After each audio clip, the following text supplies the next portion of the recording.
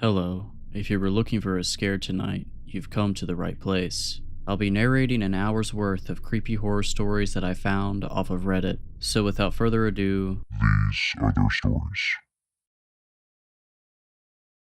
I haven't seen my grandma in 3 years. My mom and I moved across the country after the divorce, and we didn't have the money for a plane ticket. At least that's what my mom claims. I think it's just because she hates my grandma. Well, funny how her attitude magically changed when her boyfriend presented her with plane tickets to Costa Rica. Ava, your grandma's so much fun. She'll teach you how to knit. She'll teach you how to bake butterscotch cookies. She's the best. She did warn me about something though. Her mind has gotten bad, my mom told me. She has trouble remembering things, recognizing people. Is she gonna be okay? Yeah, but just be patient with her, okay? And if she seems really out of it, call Mrs. Dempsey down the street. I put her number in your phone. Okay. But you're going to have a great time, my mom said, plastering on a smile. It's going to be wonderful. 2 days later, I was getting off at Pittsburgh Airport. Funny how my mom said I was too young to go to the diner alone with Shireen. The world is dangerous for a 13-year-old girl, her words. But she had no problem sending me off on a plane alone. My grandma wasn't great with cell phones. She didn't pick up when I called, but as soon as I got to the pickup line, I saw her silver Subaru out back at the curb. Grandma stood beside it, smiling widely. Grandma, I said, running up to her. She didn't open her arms to hug me. She just stood there looking down at me. Grandma. Hello, dear, she said after a pause, as if just noticing me for the first time now. How have you been? I'm so happy to see you. Then she opened the car door and gestured me inside. The car smelled like old person smell. I'm sorry that's mean, but it's true. I crinkled my nose as I pulled on my seatbelt, and she drove us back through the city, out into the Pennsylvania countryside. Get comfortable, dear, Grandma said as she led me inside. The house looked the same as it always did, a little stale, a little outdated, but also oddly comforting compared to the minimalistic style of my mom's house. I glanced at the needlepoint hanging in the foyer of a large pitcher of lemonade. Make yourself at home. You can eat anything you find in the fridge or the pantry, she told me. Oh, except I almost forgot. I do have one rule. The basement is off limits. Why? It's a little dangerous down there, dear. Wouldn't want you getting hurt. I frowned. The basement had never been off limits before. It was finished on one side, and she had a bunch of board games and a sofa down there. I liked hanging out down there. It was the only place that didn't smell like old people. It wasn't dangerous before, I protested. Well, it is now, she said in a significantly firmer tone. Then her smile went right back on, and she asked me, would you like some butterscotch cookies? Yes, please. My mom was right. Grandma was kind of fun. I helped her with the cookies and she told me she'd send me home with the recipe. I did some reading and talked to my friend Shireen on the phone. Then it was bedtime. Tall and thin, Grandma looked like a ghost as she paced down the dark hallway to her bedroom. Night night, she said, poking her head out and giving me a wave. Good night, Grandma. Her blue eyes glinted in the darkness. Then the door snicked shut. I fell asleep quickly, despite the bed that was a little too soft and the loud cricket outside my window.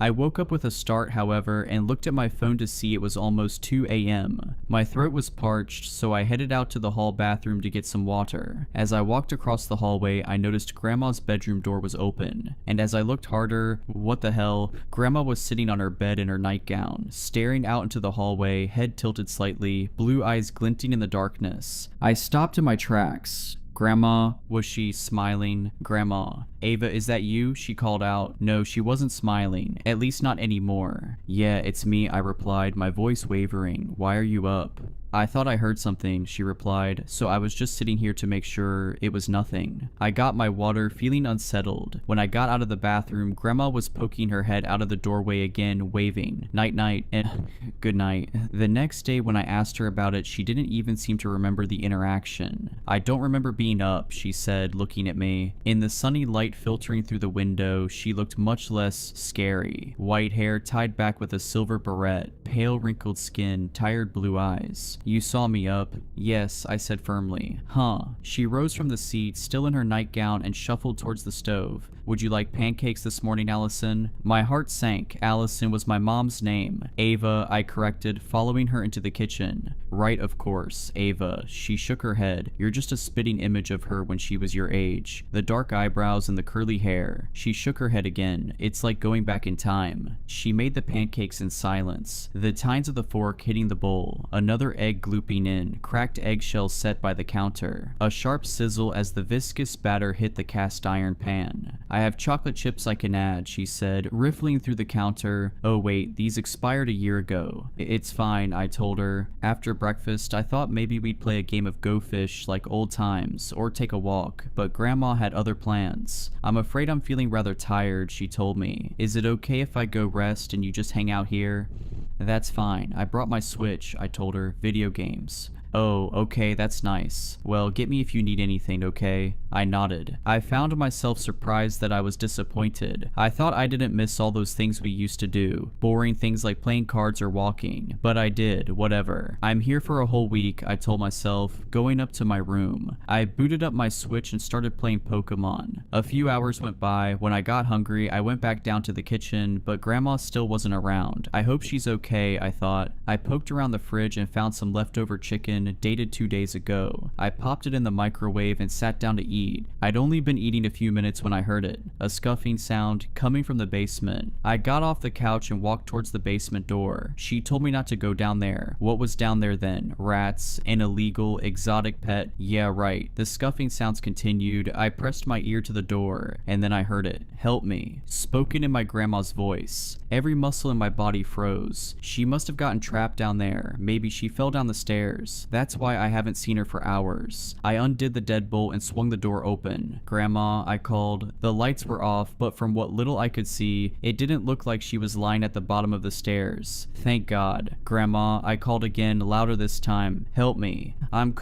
Hands grabbed me from behind and yanked me forcefully back. The door slammed in my face. Then my grandma was in my face, her eyes wild. I told you not to go in the basement, she shrieked, so loudly my ears rang. I heard you down there, I said, my voice trembling. No, you didn't, she snapped back, her face twisted in this awful, vicious expression of anger I'd never seen before. I'm right here. I was upstairs lying down when I heard you calling for me. There is no one down there.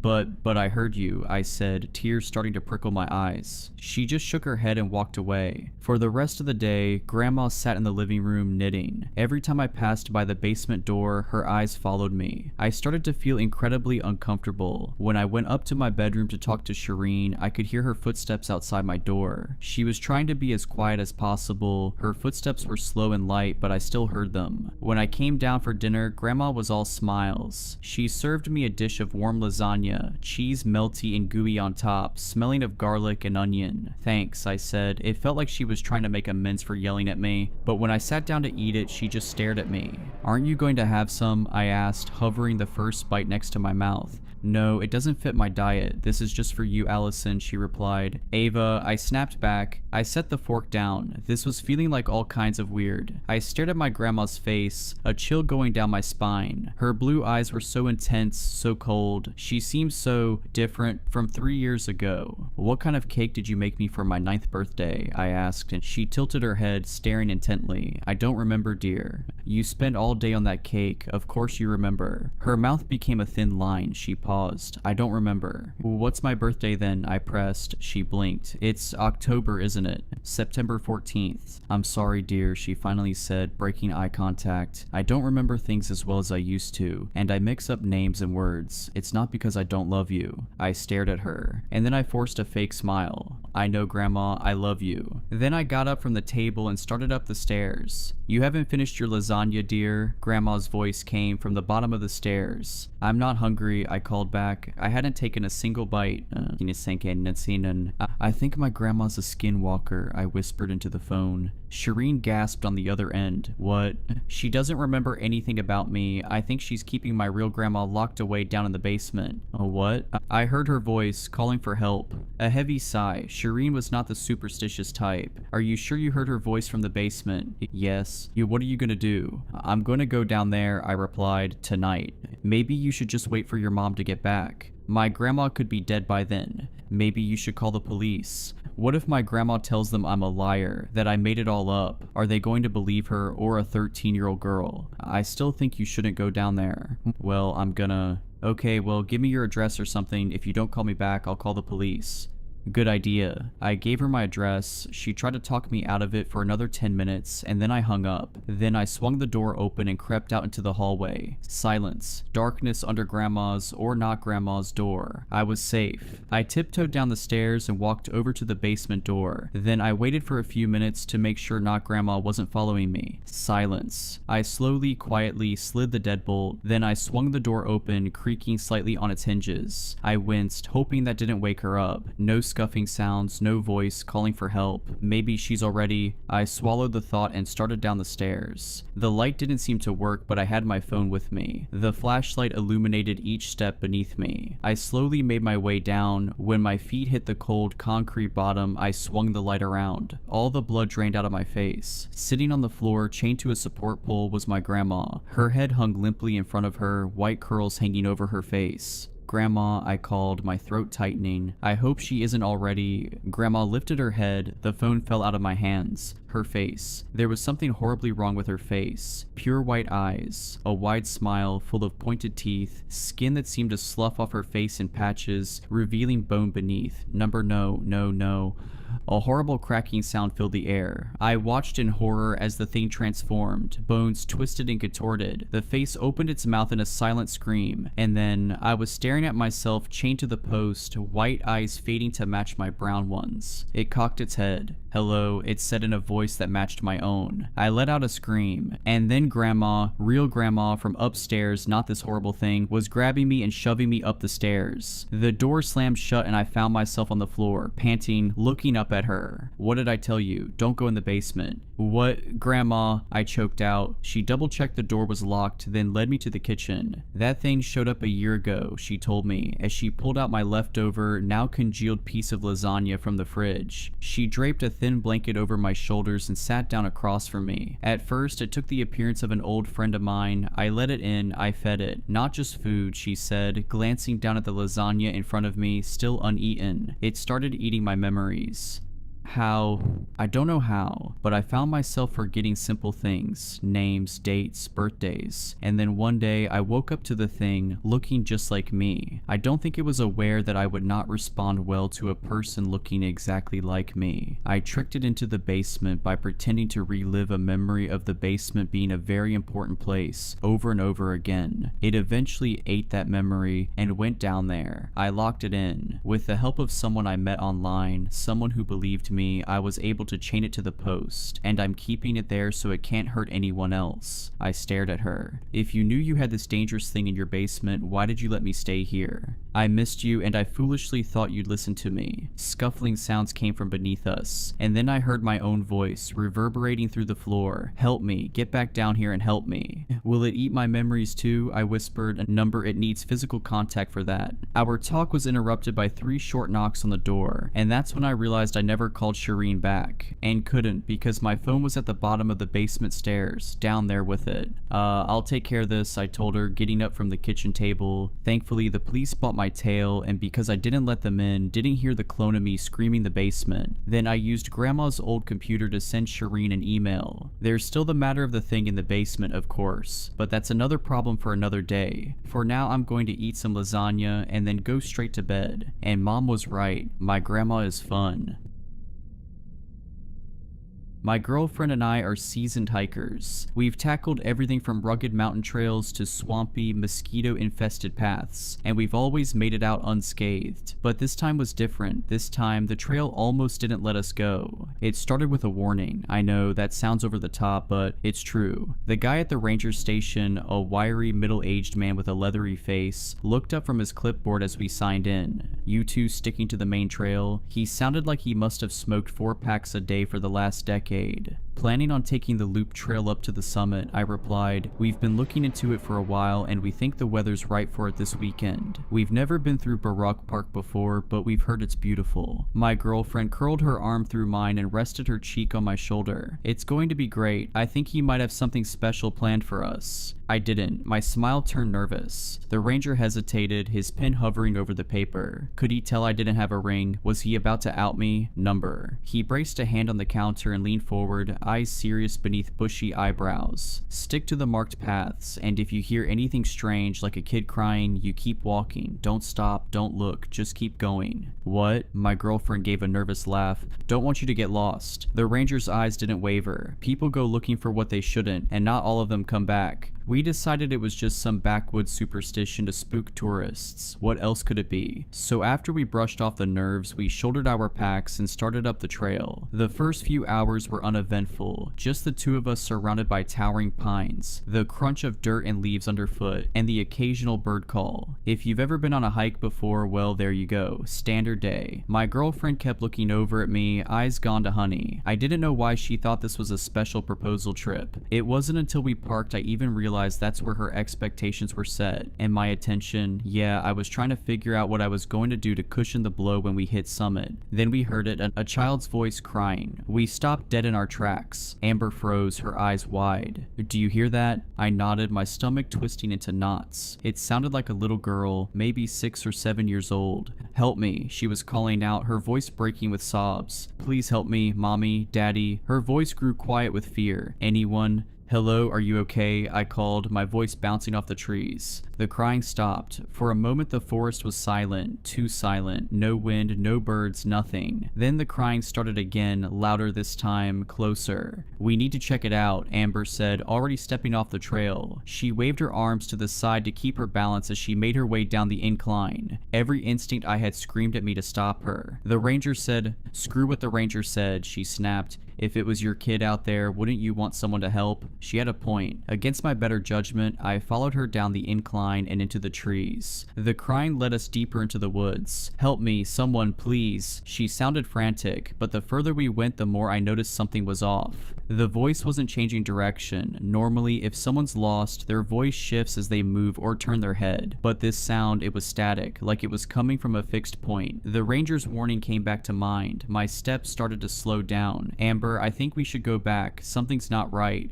I can't find you, please, I'm scared. The kid was sobbing now. Stop acting like a jerk, Amber snapped. She's gotta be right ahead of us. Amber was right. 20 more feet and we saw her. She was sitting on a fallen log, her back to us, wearing a dirty pink jacket and clutching her knees to her chest. Hey sweetie, Amber called gently, stepping closer. Are you lost? Where are your parents? The girl didn't answer. She just kept crying, her shoulders shaking with each sob. Please help me. Amber crouched down, reaching out to touch her shoulder. Wait, I said, my voice barely above a whisper. Something about this felt wrong. Why was she just sitting there? When Amber had called for her, why hadn't she tried to find us? Amber, we should just go get the ranger, come on. The girl's crying stopped. In one smooth, jerky motion, she turned to face us. Her eyes weren't right. They were too large, too dark, reflecting the light like an animal's. You found me. Her mouth stretched wide into a grin that split her face unnaturally, revealing rows of sharp, needle-like teeth. I knew you would. I knew if I called for you, you would find me. Then her skin, her entire skin, began to split down the middle like a zipper. I don't know what I was expecting to see underneath, but it wasn't this. It wasn't the sinewy, raw-looking creature that crawled out of its human shell like a spider shedding its exoskeleton. Amber screamed, stumbling backward. I grabbed her arm, yanking her to her feet, shouting, "Run," so loudly it made my throat sting. We bolted, crashing through the underbrush, branches whipping at our faces. Behind us, I heard the creature give a low, guttural growl, followed by the unmistakable sound of something running, fast. It was chasing us. We hit the incline, then the trail, and didn't stop running until we burst back into the ranger station, gasping for air. The ranger looked up from his desk, his face grim. You heard it, didn't you? We nodded, too shaken to speak. He sighed, getting up and locking the door. You're lucky you ran, most people don't. We didn't ask what he meant, we didn't want to know. We've hiked dozens of trails since that day, but we've never gone back to that forest. And if we ever hear crying in the woods again, we'll keep walking.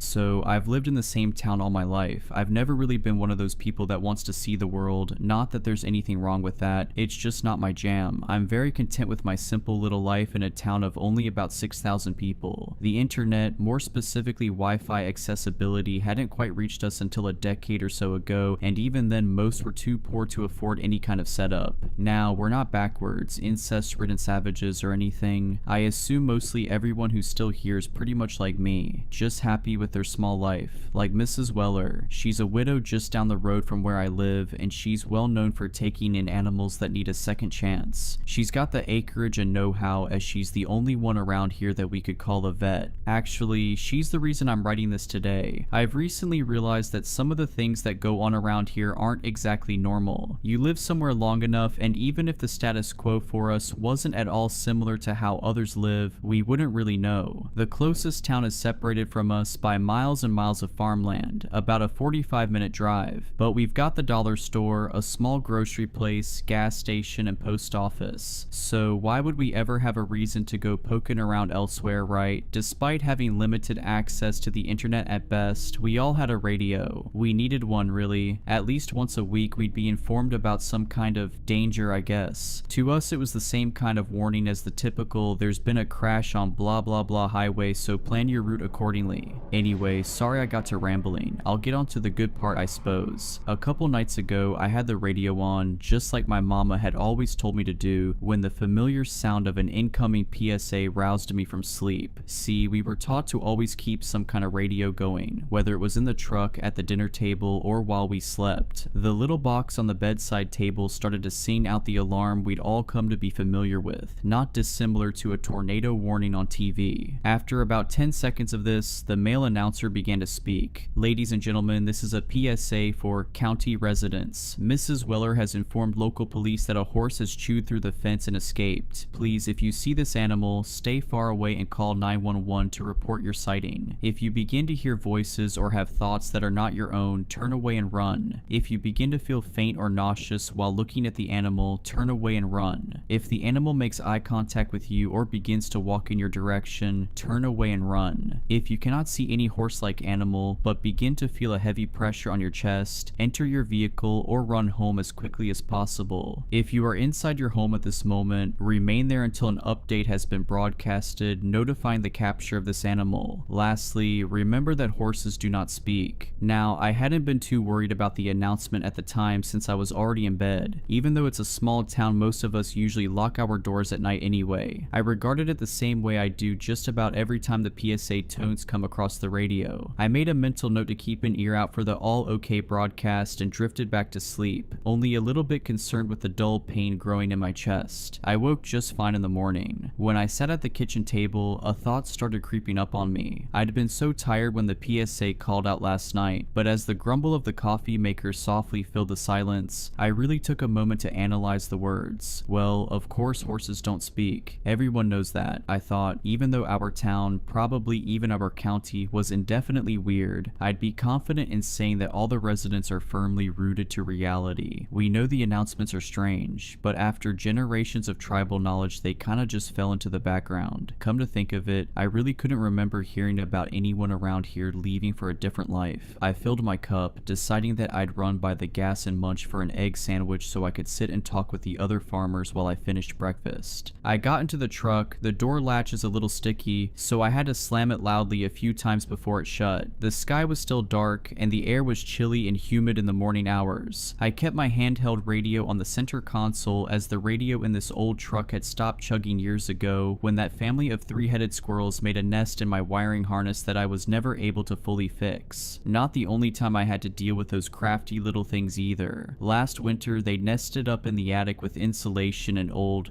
crap, I said to the dark truck cab as I slammed on the brakes. The horse. God, I completely forgot. There had been no accompanying broadcast announcing the capture of the horse. A small pang of fear settled in my chest, not quite blooming into full-on panic yet as I started the 5-point turn it would take to turn around on the 2-lane I'd been on. This control was short-lived though, just as my truck became completely perpendicular with the road. My headlights illuminated the last thing I wanted to see, standing in the half-grown soybean field in front of me. It definitely did not look like a horse. The neck was about twice as long as it should have been. Shredded and necrotic flesh clung to its emaciated form. The mane was frizzy and rat-nested, but the worst part was the sheer size of the thing. My best guess for breed was thoroughbred, but the thing still stood around 21 hands tall just at the shoulders. For those who don't know, 21 hands is about 7 feet tall. I'd like to say I kept my cool. That years of living in what's most likely the weirdest place ever has hardened me into to a farm boy tough enough to scoff at unnatural horrors like this one, but I totally didn't. No,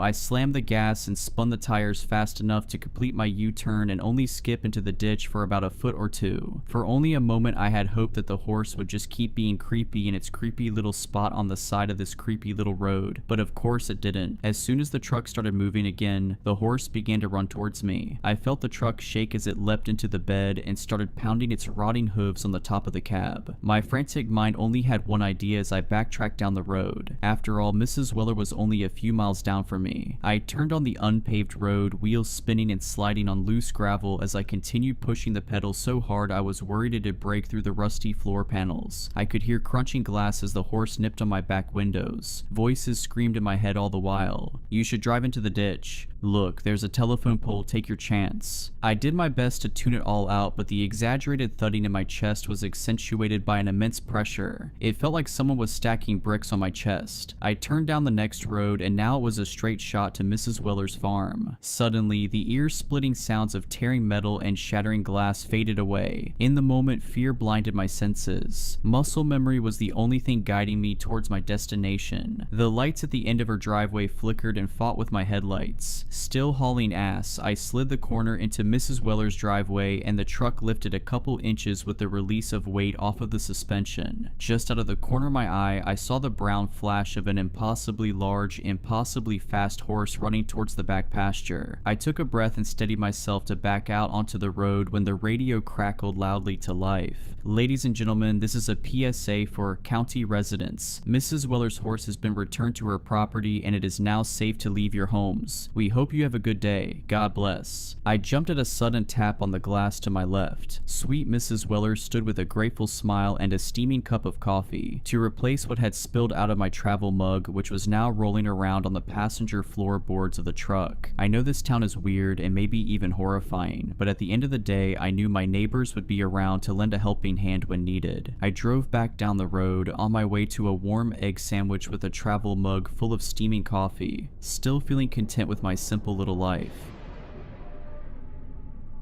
My son's furious screams echoed through the mall as I dragged him toward the clothing store, his feet kicking out in defiance with every step. People were staring as if I were the worst mother, but was too tired to care. His small fists pounded the air, his face flushed with frustration. "I don't want new clothes," he yelled. His shoes scuffed the polished floor as I dragged him forward. I muttered promises of ice cream, hoping to bribe him into submission. "Can we get mint chip ice cream?" he asked as he began to calm. As my son grudgingly stepped into the fitting room, I finally exhaled, hoping for a moment's peace. I glanced at my phone, scrolling through messages. As I waited, relieved at the short moment of peace while he tried on the clothes. Minutes passed and I barely noticed. When I finally looked up, the fitting room was eerily quiet. I called his name but got no answer. Panic set in as I hurried over to the door, knocking gently. I swung the door open and was stunned to find it empty. The pile of clothes lay untouched on the floor. Where could he have disappeared so quickly? I thought to myself. As I searched around the store, panic turned to absolute dread when I realized there was no sign of him anywhere. The worst thoughts were running through my mind as I screamed his name. People looked at me dumbfounded when I asked them if they had seen my son. When I begged the security guards to check the CCTV, they brought me to the mall's control room. I watched closely at the screens as they scanned through the camera's feeds. When I spotted my son walking out of the store, the security guards were as stunned as I was when the person walking off with my son looked exactly like me. They even drove off in the car I drove to the store in. The police wanted to confirm I wasn't crazy when they suggested they drive me to my address, but when I spotted my car back in the driveway, I felt like I was going completely insane. The two police officers looked at each other when my house key didn't fit in the door lock. "Are you sure this is your address, ma'am?" "My husband will clarify for you who I am," I shouted as I banged down the door. When my husband came to the door, he looked at me as if I were a complete stranger. "Someone kidnapped our..." Suddenly, my son ran out and jumped up into my husband's arms. I was relieved he was home safe, but when the woman I saw on security feed came to the door, I wasn't sure what to believe. "This woman is an imposter," I protested. "I am that boy's mother. Tell them, Sam." "I've never seen this woman in my life, officer. As you can see, my wife is here with me and my boy. The police said the handcuffs were for my own safety as they were putting me in the back of the police car. There was no evidence to suggest I wasn't who I was saying I was, so the police had no reason to keep me once we got back to the police station. Although I promised the police I wouldn't go back to the house, I had no choice. It was my house after all. It felt like I had my identity stolen. There was even a moment where I doubted who I was, but I wasn't crazy and I knew who I was. I sat outside the house, heart pounding, trying to make sense of the madness. I knew I had to confront them. I gathered my nerve and walked to the door, pounding on it until my husband opened the door. The frustrated and cold expression on my husband's face as my son clung to his leg shattered my soul. "Sam, please, you have to listen to me," I begged. "That woman is an imposter. She's pretending to be me. I don't know how, but you know me. You have to know me." The woman appeared behind him and stood calm and collected. She rested a hand on Sam's shoulder and looked at me with pity in her eyes. "I think you should leave before things get worse for you," she said softly, as if speaking to a lost child. My son stared up at me with a confused look on his face. "Mommy?" he asked, unsure, glancing between us. My heart broke as I crouched down to his level. "Sweetie, it's me," I whispered, tears welling up. "I'm your mom. Remember our favorite bedtime stories? We went to the mall today. You were upset about getting clothes and we were going to get mint chip ice cream afterward." His face scrunched up in confusion, but before he could say anything, the woman stepped forward. "Honey, we already had mint chip ice cream at home, remember?" she said, kneeling down next to my son. Sam pulled my son close, his eyes narrowing at me. "I don't know what you're trying to pull," he said coldly, "but this is my wife and our son. Please leave us alone." I waited down the street out of sight, keeping my eyes fixed on the house. My mind raced with everything that had happened, and I felt trapped in some twisted nightmare. Hours passed before I saw Sam leave with our son, heading off in his car. I got out of the car and cautiously approached the house as my heart pounded in my chest. As I neared the door, it suddenly opened, and there she was, stepping out onto the porch like she owned the place. "Who are you?" I demanded, my voice shaking with both rage and fear. "What do you want with my family?" She just smirked, tilting her head slightly. "You're not supposed to be here," she said calmly, as if I were the intruder in my own life. "That's my life inside. You can't just take it," I snapped, stepping closer. Her smile didn't falter. "I already have," she whispered. "You should leave. You don't belong here anymore." I stood frozen as the rage built inside me. As soon as her smug words hit me, something inside snapped. Without thinking, I lunged forward and shoved the imposter into the house. She stumbled back, eyes wide in surprise, before quickly regaining her balance. I rushed in after her, but before I could get another word out, she struck. Her fist slammed into my stomach, knocking the wind out of me. I gasped, doubling over in pain. "You're making a mistake," she hissed. I tried to fight back, but she was terrifyingly strong. She grabbed me by the collar and threw me against the wall, the impact sending shockwaves through my body. Dazed, I scrambled to my feet. My only thought now was survival. She lunged for me again, but I dodged her grasp and ran toward the stairs. I could hear her footsteps pounding behind me, getting closer. My heart raced as I sprinted up the stairs, desperate to get away. But just as I reached the top, she grabbed my ankle, pulling me backward. I kicked out wildly, and in one desperate move, I twisted and shoved her as hard as I could. She toppled backward, tumbling down the stairs. I heard the sickening crack as her neck snapped at the bottom and her body twisted unnaturally. For a moment there was silence, and I caught my breath, thinking it was over. But then, to my horror, her body twitched. Her head jerked to the side with a grinding noise, and sparks flickered from her neck. She began to rise slowly, her movements stiff and mechanical. Pieces of her skin peeled away, revealing metal and wires. She wasn't human, she was a robot. Her eyes flickered and a distorted voice emerged. "I just wanted to be perfect. Isn't that what you always wanted?" Suddenly, the light in her eyes flickered and slowly dimmed before she fell to the floor. The front door creaked open and I froze at the top of the stairs. My heart was pounding as Sam stepped into the house with our son. His smile faded instantly when he saw the mangled android at the bottom of the stairs, sparks flickering from its broken neck. His expression changed from shock to something dark. He slowly set our son down before telling him to wait in the car. As the boy ran outside, Sam's gaze focused back to me, his eyes narrowing in a a way I'd never seen before. "You weren't supposed to find out like this," he muttered, his voice eerily calm as he approached the stairs. I thought I had more time to perfect her. I backed away as dread crept up my spine as the weight of his words began sinking in. "Sam, what is this? What did you do?" He didn't answer immediately, his eyes drifting toward the broken android. "You always wondered what I did at work, didn't you? I've been working on this for years. Lifelike androids, advanced robotics. She was supposed to be perfect. The perfect wife, the perfect mother, no flaws, no doubts." His voice became bitter as his gaze locked onto mine. "Unlike you." I took a step back, my mind racing. I knew Sam worked for a robotics company, but I had no idea how close he was to creating something so real, something meant to replace me. "You were going to replace me," I whispered, my voice trembling. "Not replace," he said, a twisted smile creeping across his face as he took another step closer. "Improve. She was everything you're not. She didn't argue. She didn't fight me. She was obedient, loving, and everything you refused to be."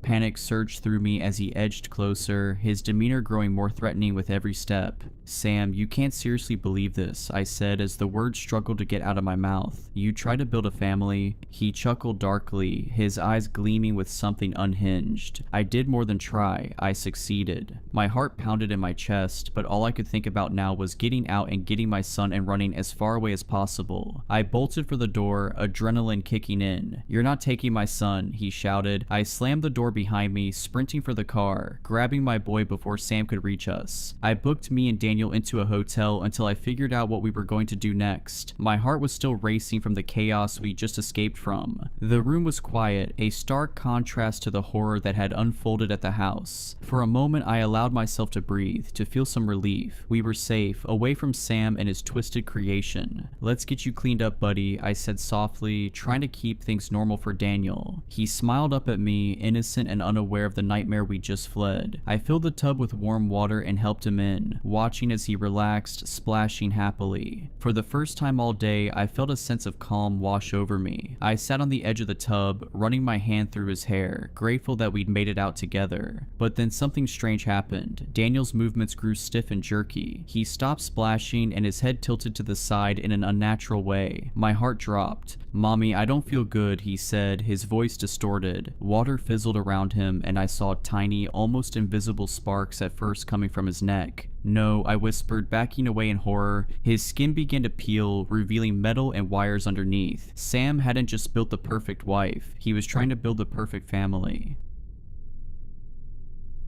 There was a story about it in the paper. People at church offered their condolences. Kids at school that I never talked to would give me sideways glances. When a 5-year-old gets washed into a cave and there is a 2-week search, it tends to get attention. I never wanted condolences. I wanted closure. Even if he was dead, I needed to see his body. The thought that he could have died down there, alone and in the dark, was unacceptable to me. When they stopped searching after 2 weeks, my only thought was that it would take someone longer than that to starve to death. There was plenty of water down there. If he had been washed into an inaccessible part of the cave, then he could still be alive. My dad had to physically keep me from trying to go back into the cave myself, to tell me that it was over, that he was gone. In my heart, I didn't believe he was dead. I was 16 at the time, a junior in high school. Kieran had been an oops baby. 11 years younger than me, he was the sweetest kid, even though he was insane. At age 4, he'd broken a leg and an arm falling about 30 feet out of a tree he had managed to climb. He was always running around climbing and jumping off of things, yelling and laughing. He probably had ADH in retrospect, but at the time he annoyed the heck out of me. I would try to do homework and he would basically whirlwind into my room like the Tasmanian devil from the cartoons, jumping on the bed and tackling me. He wanted a big brother, but the age gap made it hard for us to bond. Any of my spare time after marching band and homework was spent trying, unsuccessfully, to get a girlfriend, and I didn't treat him the way I should have. 2 years later, after a lot of therapy, I've stopped blaming myself as much. I know that it was natural to act the way I did, to feel the way I did, that even if he annoyed me, it didn't mean I didn't love him deeply. I know that I did. I know that I still do. When I went to UT for college, I met a couple people who were into spelunking. They didn't know about my brother and I never told them. I couldn't bring myself to tell my parents, knowing what they would think, but I picked it up fast, with a conviction that I knew was illogical. I wanted to find his body or find him. him. It was denial, I knew that much, but I had nightmares about him, nightmares that he was in that cave, in the dark screaming my name, but I couldn't find him. After nearly 3 years, they never stopped. My therapist had a whole bunch of thoughts on the matter, as did my parents, but I knew what would give me peace, in a way that nothing else could, finding his body. Partway through my freshman year, an opportunity presented itself. Kieran had fallen into a creek that went underground. Since then, we had had record drought and the creek was nearly dry. More than 2 years before, the team had explored everything they could, but the path of the water was not navigable. It was a tunnel completely filled with a fast current, too dangerous to try and send anyone down even with scuba gear. I needed to see what it looks like now. I should have told someone I was doing it, even just my friends that taught me caving. Instead, I drove back to my parents' neighborhood, took a dirt road into the forest, parked my car, and went back to the cave.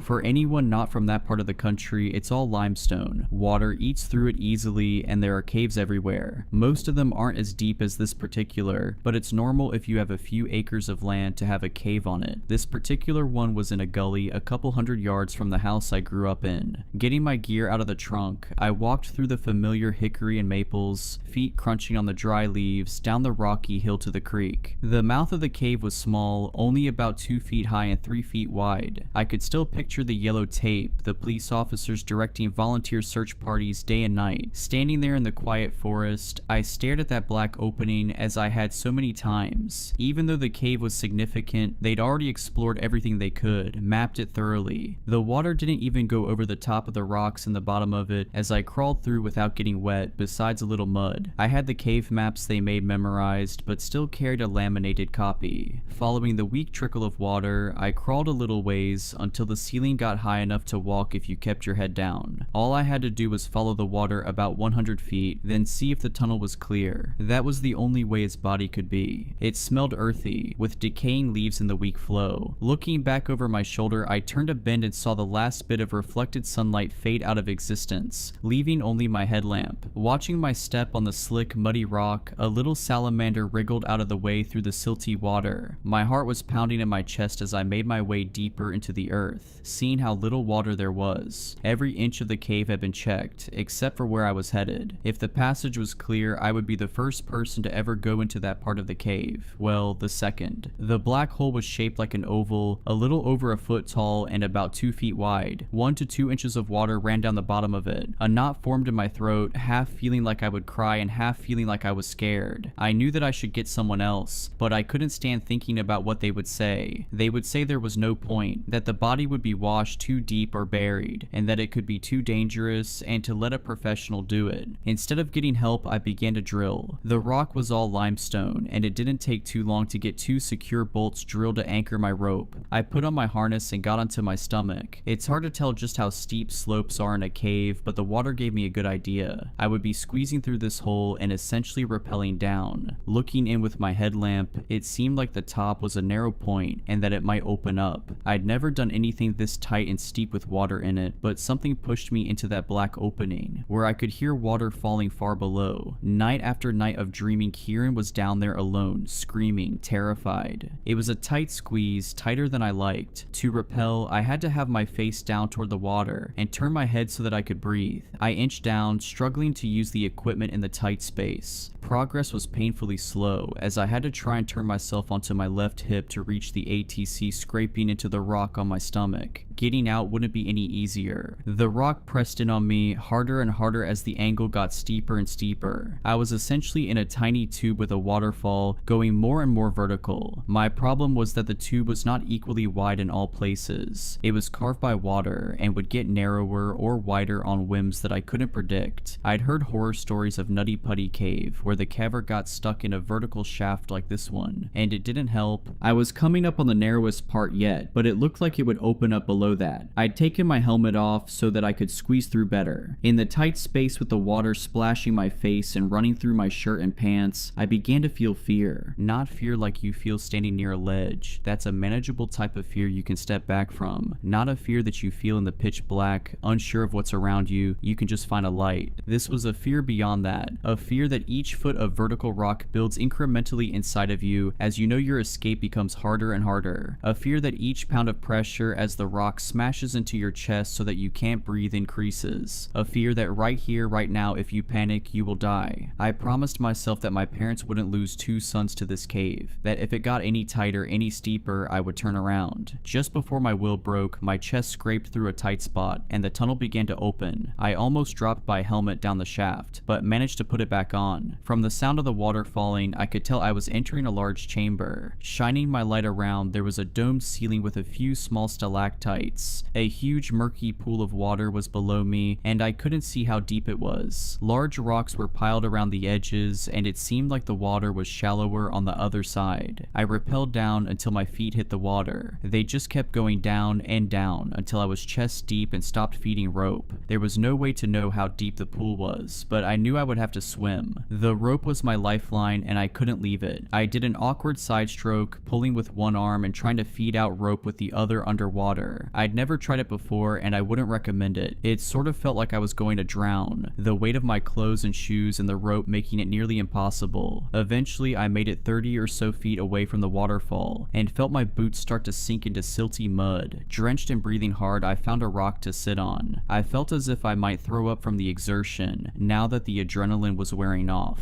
A new sort of dread filled me as I looked around. This wasn't a small cave system, and I could hear the water going even deeper. I couldn't be sure, but it looked like there were other tunnels made by other water sources meeting up with this one. Should I follow the main current, as that was likely where Kieran's body would have gone, or should I try to thoroughly map every tunnel I could find branching off of this chamber? The memory of his loss was fresh in my mind, but it had been almost 3 years. What would I be looking for? What would be left of his body? Scraps of clothing or bones? Regardless of what my dreams told me, what else could there be? I had decided to take a few minutes to rest, to gather my thoughts. Rushing things wouldn't help. The sound of water was a white noise, and I began to look around more calmly. I noticed a pale little fish swimming in the murky pool in front of me. All I can remember was a loud cracking sound. Thank God I was wearing my helmet, or I would have been dead. It's strange how when you get hit on the head, you can lose your sight and sense of balance, but still hear things. I was shocked, but knew that I must have a concussion. There's no way for me to know if I was unconscious for a second or a minute, but I tried to scramble back to my feet in a panic. A rock had struck me from above. It must have come off of the steep side of the chamber, from a hidden ledge. My leg was hurt, I could tell that much. There was a sharp pulsing pain on my calf that I'd never felt. It was bad. I kicked my leg by reflex, only realizing consciously what my instincts had already figured out, only seeing the impossible as my dazed head turned around, and a scream escaped my mouth. He was eating me. The emaciated boy was pale as death, bloody teeth digging into my leg. Blind eyes were wide open, deep in their sockets above sunken cheeks. Over and over he bit me, with a hunger I could never understand. His arms were smaller than my wrists, his collarbones sticking from his chest. I grabbed his shoulder and threw him off of me in terror. He couldn't have weighed 30 pounds. For a second I saw him stand, my blood dripping from his mouth and over the ribs of his chest, before he ran into the darkness. Kieran. I screamed his name at the top of my lungs, went to chase him. Still confused from the head trauma, I was yanked backwards by the rope still attached to my harness. I frantically unlocked the carabiner and ran the way he had gone, ignoring the pain in my leg. Drops of black blood lead me to a low narrow tunnel. In my headlamp, I saw his little feet disappearing around a corner. The crack he had squeezed through was impossibly small, I could never fit into it. Kieran, it's me, it's Chris, it's me. I began sobbing. Why couldn't I have grabbed him? If I just grabbed one of those tiny arms, I could have hugged him, told him I loved him, brought him back to the sun. Mom and Dad love you, they miss you, I miss you. I yelled over the sound of the waterfall. I kept saying anything I could think of. I said that I had food, tried to wrinkle the wrapper of a granola bar as loudly as I could, told him that he could go home, screamed until I collapsed on the wet rock. In my mind, the last almost 3 years had been hard. What were they for him, alone in the dark, eating anything that swam or crawled he could get his hands on? He was only 5 at the time and would be almost 8 now. Would he be insane? Remember who I was, or even who he himself was? Looking down, a trickle of blood went into the main pool, dyeing it a dark color at the edge. I was bleeding a lot. If I didn't stop it, I wouldn't make the climb back up, and no one would know that either of us was down here. Wrapping the leg as tightly as I could, it kept bleeding. I didn't really have the tools to make a proper tourniquet, but tightened the knot as hard as I could until I screamed. Before I went, I left the granola bar unwrapped at the base of the crack Kieran had gone through, along with a spare headlamp turned onto the lowest setting. I screamed that I would be back, promised him, before eventually turning back to the pool. I pulled myself along the rope to the base of the waterfall. Painfully, I made my way back up it, and somehow squeezed through the crack. I barely remember, to be honest, just the suffering of it and wanting to give up. I didn't give up though, half for myself and half for Kieran. At the mouth of the cave, I collapsed. Seeing the sun brought me to my senses just a little. I called my mom and she answered. I told her I was at the cave out back, that I was hurt, that I had found Kieran. I told her to call an ambulance. The leg is okay, I will be able to use it just fine, even though the scar will never heal. There was too much tissue missing. At the hospital, the doctors agreed that the injury on my leg was from being bitten, probably by a child based on the tooth marks. That fact alone was the only reason I could convince anyone that he was still down there, still alive. It seemed impossible, but he must have been eating the fish, or anything else he could find. They sent down a search party, but no one can fit into a lot of the tunnels he might have gone down. My parents are a wreck, understandably. Even 3 days later, my dad is hysterical and my mom is just quiet. They wanted to go down to try and talk to him, but there's no way they would make the climb. I barely did. The rescue teams couldn't find him, and the tunnel is completely impassable to anyone other than a starved child. No one has seen him, but they put food in the crack I last saw him in, and when they came back the next day, it was gone. I never gave up on him, and I still haven't. Right now, the plan is to leave as much food as we can, and hope that the rain forecast tomorrow isn't enough to fill the cave.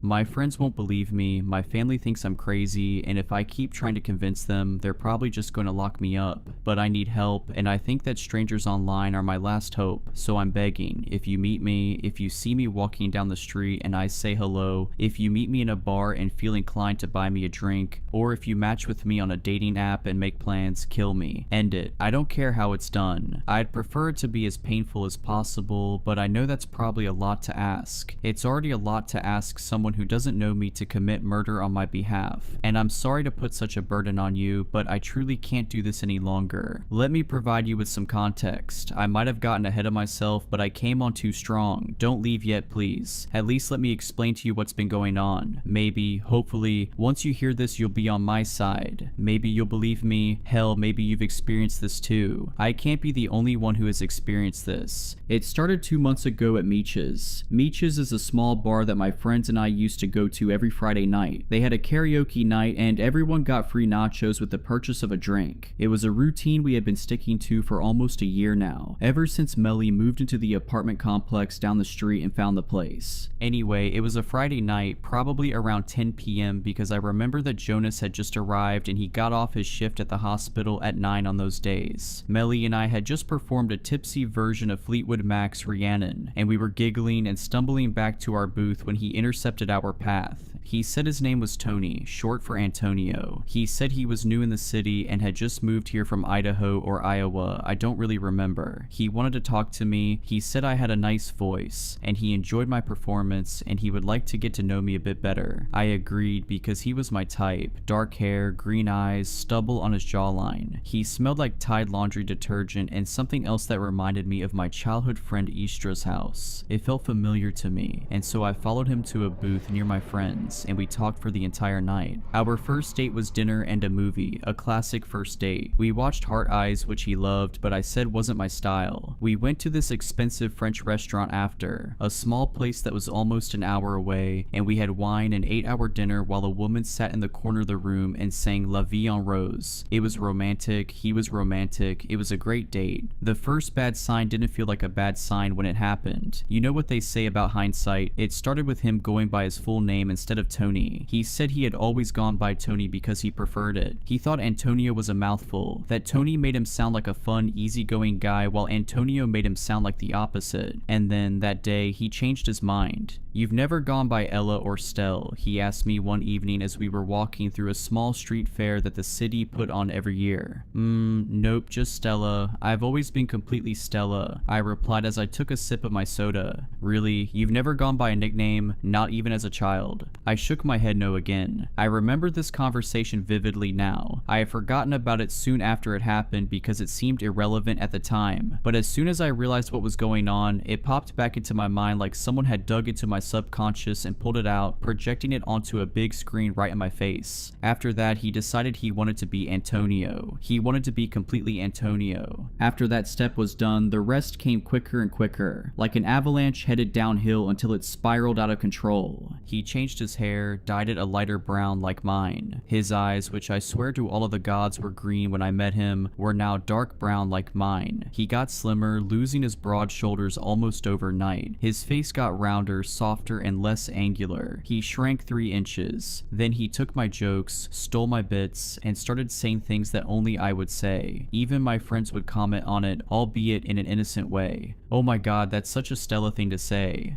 Aw, that's so cute. You guys are becoming like the same person.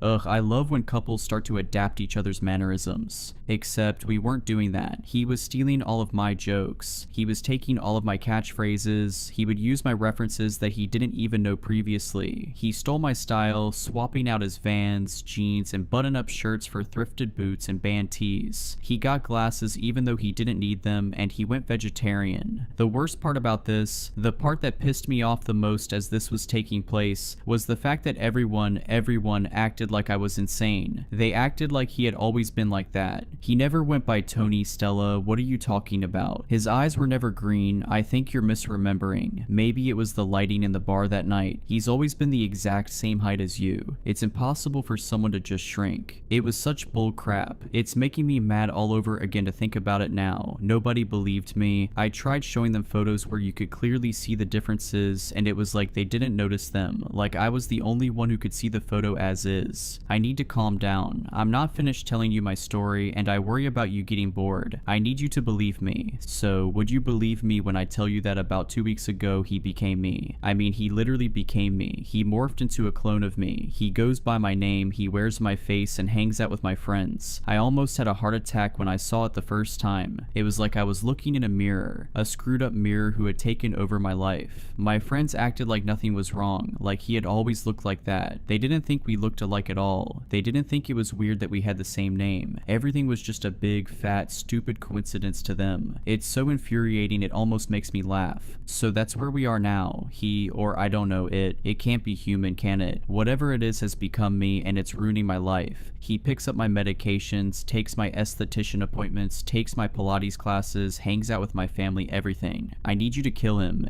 Me. Something needs to die, please. My name is Stella Kobe. I'm 5 feet 5 inches. Short brown hair, curly collarbone length, brown eyes, big glasses with thick red frames. I've got a tattoo of a skull on the inside of my right wrist, and a 4-inch long scar that runs down the back of my right arm, down my elbow. It's from when I fell off a horse as a child. I'm 156 pounds, and I'm a big fan of rock music, specifically Blondie. I love action movies, and I'm allergic to cinnamon. You might meet me out in public in the produce section of your local supermarket, maybe on Bumble or Hinge or Grindr. I'm in thrift stores a lot, maybe watch out for me there. You'll know it's not the real me because I haven't left my apartment in over a week, and I have no plans of doing so. I want that thing gone. I want it gone from this world before I ever step foot outside again. I don't know how it picks its victims, but it's quite charming. Just be careful. You can try to avoid it if you want, but your best bet is to just kill it and put an end to this thing. So please, if you meet me, if you meet it as me, please kill it. Growing up, Christmas was magical. The tree glowing softly in the corner, the smell of gingerbread wafting through the house, and the laughter of my family made it feel like nothing could ever go wrong. But there was one tradition that always felt off.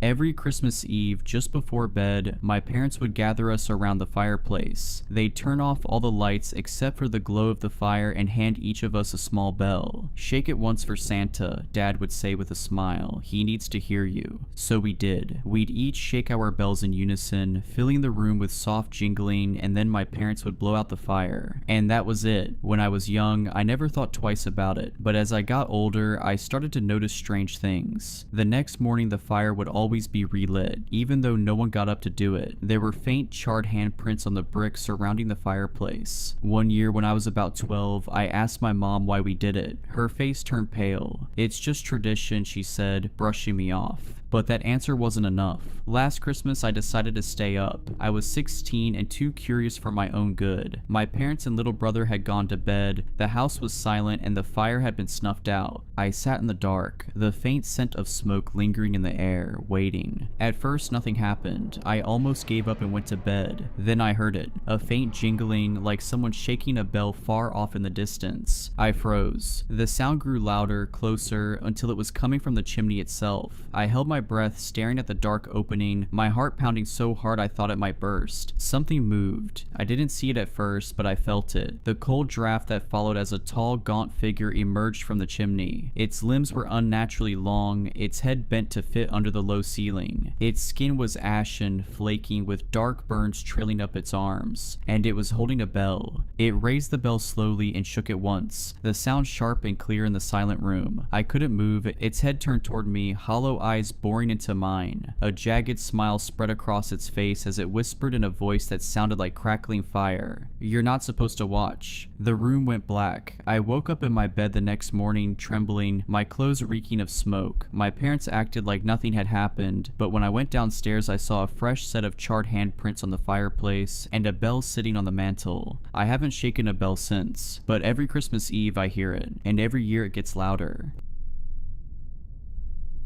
I'm a med student. I was just meant to observe, maybe assist. Nothing in our textbooks or training prepares you for this. I'm writing this from my locked bedroom as something he moves around my house like an animal, only quieter, more intentional, please. Someone tell me what to do. I don't know how long the door will hold. It started 3 weeks ago. I'd only just begun my first rotation, internal medicine. I was shadowing my supervising doctor at St. Thomas's. He was sharp, old school, always wore a bow tie and never seemed rattled. I looked up to him, still do. The man didn't blink during a code blue, but he'd always said, "It's the quiet ones you watch closely, not the screamers, the ones who smile when they shouldn't." I didn't get it at the time. My first solo case, just a basic consult, but my supervising doctor let me take the lead, was a man listed as patient 46B, mid-30s. Slight build, no emergency, no urgent flags, just unexplained bruising. He sat calmly in the consult room, no obvious injuries, pale, thin lips, brown hair that hung limp like it had given up, but his eyes, that was the first thing. They were gray, not blue-gray or hazel gray, just gray, unsettlingly blank like a fogged-over mirror. He spoke slowly, politely, his voice low and toneless. Said the bruises started appearing 3 months ago. Inner thighs, upper arms, spine, places you'd expect with abuse or a bleeding disorder. I examined him, and yes, there were bruises, but they were wrong. The edges weren't purple or yellowing like healing ones. They were pitch black with a red core, as if something inside was trying to get out. I remember asking if he was on any blood thinners. He said no. I asked about substance use, alcohol, anticoagulants. Never touched a drop, he replied with a smile that felt like someone else's mouth wearing his face. I was unsettled, but I had to write something down, so I chalked it up as possible immune thrombocytopenia, gave him a mild corticosteroid prescription, and told him to return in a week. "We'll run more tests," I said, "probably nothing to worry about." I regret those words. When he returned a week later, things escalated. He looked thinner, same dark clothes, same blank expression, but there were more bruises, his neck now around his jawline and several across his scalp like blotches of ink. He didn't sit this time. He stood in the corner of the consult room, facing the wall like he was in timeout. "Lucas," I asked. That was the only name he'd given. "You okay?" "I can hear them now," he whispered, "in the walls. They want out, but they like you." I glanced at the mirror, wondering if this was some elaborate psych eval trick, but it was just me, alone, with him. He finally turned. His pupils were dilated, almost consuming the irises, and there was blood under his fingernails. "I don't scratch," he said, as if reading my mind. "They move around inside me. I'm not doing it." I referred him to our liaison psychiatrist. I also requested a follow-up with internal. Something didn't add up, physically or mentally. "We'll get you seen again soon," I told him. "Just hang in there, okay?" He nodded. "You should lock your doors more, especially after dark. You're warm. They'd like to wear you." The next day, I visited the psychiatrist's office to check in on the referral. The secretary looked up, confused at first, then her expression shifted, something quieter, tinged with sadness. "He hasn't come in. You haven't heard?" "Heard what?" She hesitated. "He was found dead last night, bludgeoned, in his office." Police think it happened after hours. We're closed today for... I was already walking away, ears buzzing. I didn't want to believe it was connected, couldn't be, but I felt it in my gut. I called the station, asked to speak with the detective in charge. I got bounced around until someone finally took me semi-seriously. Yes, the voice on the other end said, "We're looking for a patient, mid-30s, gave the name Lucas, used a fake address on the intake form, no ID, we're advising all staff at St. Thomas's to stay alert and avoid contact." The detective lowered his voice. "We found things in Dr. P's office, blood in places it shouldn't be, symbols carved into the carpet beneath his chair, and something under his fingernails, not human. That was 12 hours ago. I've been trying to act normal since. I finished my shift early, told the nurse I had a migraine, took the tram home looking over my shoulder the whole time, and now this. I came home and the house was dark. I live alone in a 2-story terrace. Usually it feels cozy, not tonight. I locked the door, flicked the hallway light on. He was there, not standing, on the ceiling, pressed against it like a spider, barefoot, clothes torn, skin too pale, almost translucent now. The bruises had overtaken his limbs, crawling up his face in broken, inky veins. But it was his expression that paralyzed me. A smile so wide it stretched unnaturally, as if his cheeks were tearing from the force of it. His eyes, they were solid black now, not just the irises, all of them. Like 2 obsidian marbles reflecting my horror back at me. He didn't speak, he just moved, not like a person. His limbs twisted at angles no joint should allow, slow and jerky like a puppet handled by someone who's never seen one before. He crept across the ceiling, toward me. I wanted to scream but couldn't. My throat locked up, I stumbled backward, hands shaking, keys falling to the floor. He dropped. No sound, just thud, right in front of the door, blocking it. Standing there now, head tilted, arms hanging limp, still smiling. I ran, bolted up the stairs, locked myself in the bedroom. I've barricaded it with a chair and a shelf. I don't know if it'll matter. He hasn't spoken once, but he's knocking now. Not on the door, on the walls, knock, knock, knock. Then silence. Then knocking from the other side of the room. I swear to God I heard him giggling. I called the police. They said they'd dispatched someone, but there's been a surge of emergencies. Said it'll take 30 minutes minimum. I tried to explain that a patient might have killed a psychiatrist and is now in my house. They said, "Try to stay calm, sir. Maybe step outside." I can't. He's everywhere. The lights keep flickering. My phone battery's at 9%. I can hear him moving in the ceiling above me now. Sometimes dragging something, sometimes whispering my name over and over, "Doctor." Shh. There's a scratching coming from inside the closet. I didn't check it. I didn't think to wait. Oh God. The closet door just creaked open. It's pitch black in there, but I can see something moving. Long limbs, that smile. He was never downstairs. He's been in here the whole time. Please, someone tell me what to do. I'm posting this in case I don't make it. The cops are 20 minutes away now. My bedroom door just creaked. Update. Noises have stopped. No knocking, no whispering, just silence. I think he's waiting. If you read this, please share it. And if a patient with gray eyes, blood under his nails and bruises that don't heal ever walks into your clinic, run. I never thought I'd be writing this, but I feel like I need to tell someone what's happened. Jake and I had been together for 3 years when we started talking about getting engaged. We both loved antiques, you know, items with history and stories embedded in them. Every weekend we'd hunt together through antique shops and estate sales, searching for all sorts of forgotten treasures. That's how we found the ring. The perfect ring. At least that's how it felt then. It sat in a locked case at Madame Eloise's shop downtown. A deep blue sapphire set in an intricate gold band with delicate filigree. Art Deco, unique, perfect. I knew it immediately. Jake, ever the romantic, insisted on buying it then and there. He shooed me from the store, promising to make it special. 2 weeks later, on a warm evening, he led me to our favorite park bench beneath the willow tree we always loved. He knelt, eyes bright with excitement, and presented a small velvet box. I knew what was inside before he even opened it, but when my eyes finally fell on the ring itself, my heart stuttered and I seemed to forget everything I knew. My mind went blank. "Where did you get this?" I asked, fingers hovering over the gold band. Jake grinned. "You know where?"